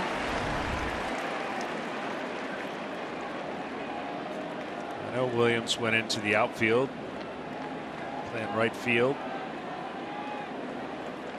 You got McCann on the bench.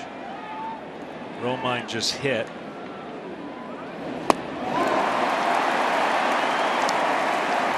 May still be on the bench. Yeah.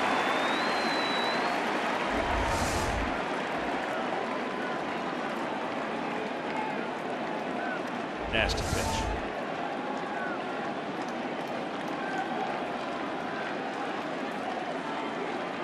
Brett Gardner waiting on deck with 1 out and the base is empty.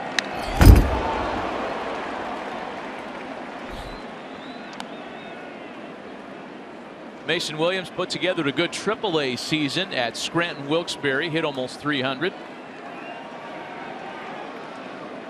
Started the season on the DL after recovering from right labrum surgery. One of the Yankees' late September call-ups, getting an opportunity here as a bench player.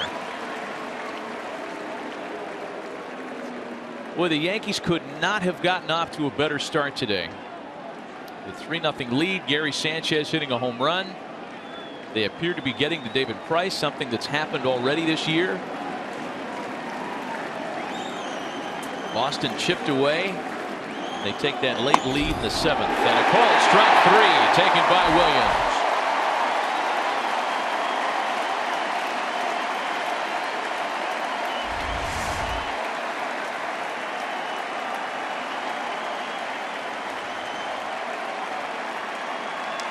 Fastball that just stays on the inner half. Now McCann gets on deck, so it's up to Gardner to keep the inning going. Brett Gardner this afternoon has walked and tripled in a run.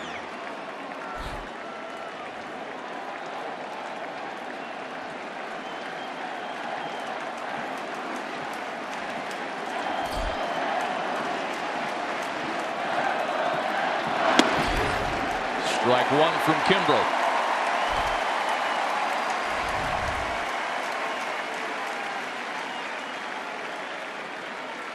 Cannot afford to have a big swing against Kimbrel. You got to let his power be your advocate as you short stroke try to find the ball. I know it's easier said than done, but you cannot have a big swing against a power guy.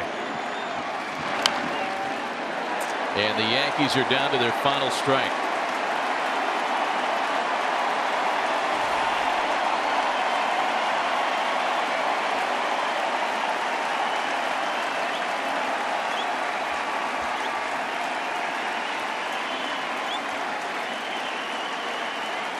"31st straight sold-out crowd at Fenway Park, hoping for the finishing touches."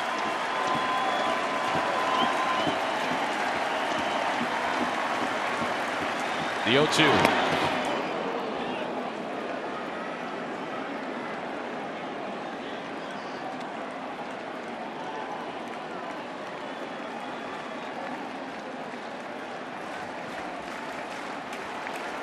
Rare has been the one-run Yankee loss this year.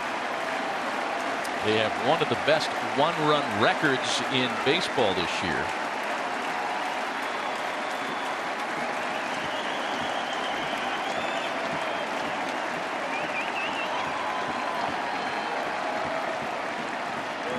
The 1-2 home, 2 balls and 2 strikes to Brett Gardner now.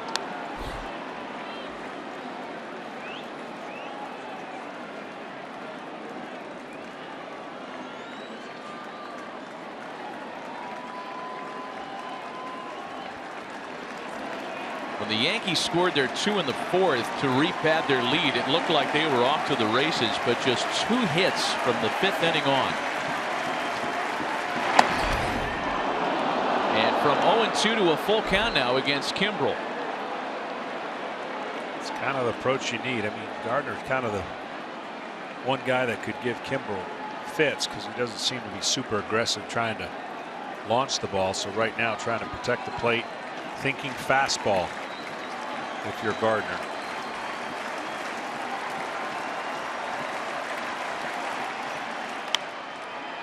Still a full count. Brian McCann waiting for an opportunity on deck.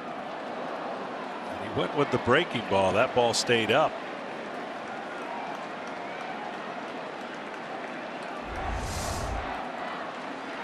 That ball did not break very much. Defensive breaking ball, 3-2. I'm sure if you're Kimbrel throwing a breaking ball right there, you're going for the punch out.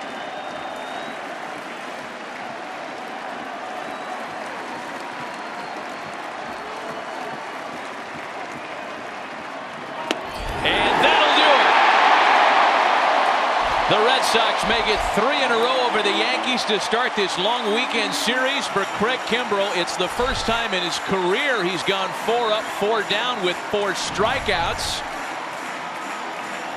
Save number 27 in 29 opportunities, and the Red Sox pad their lead atop the AL East by a half game.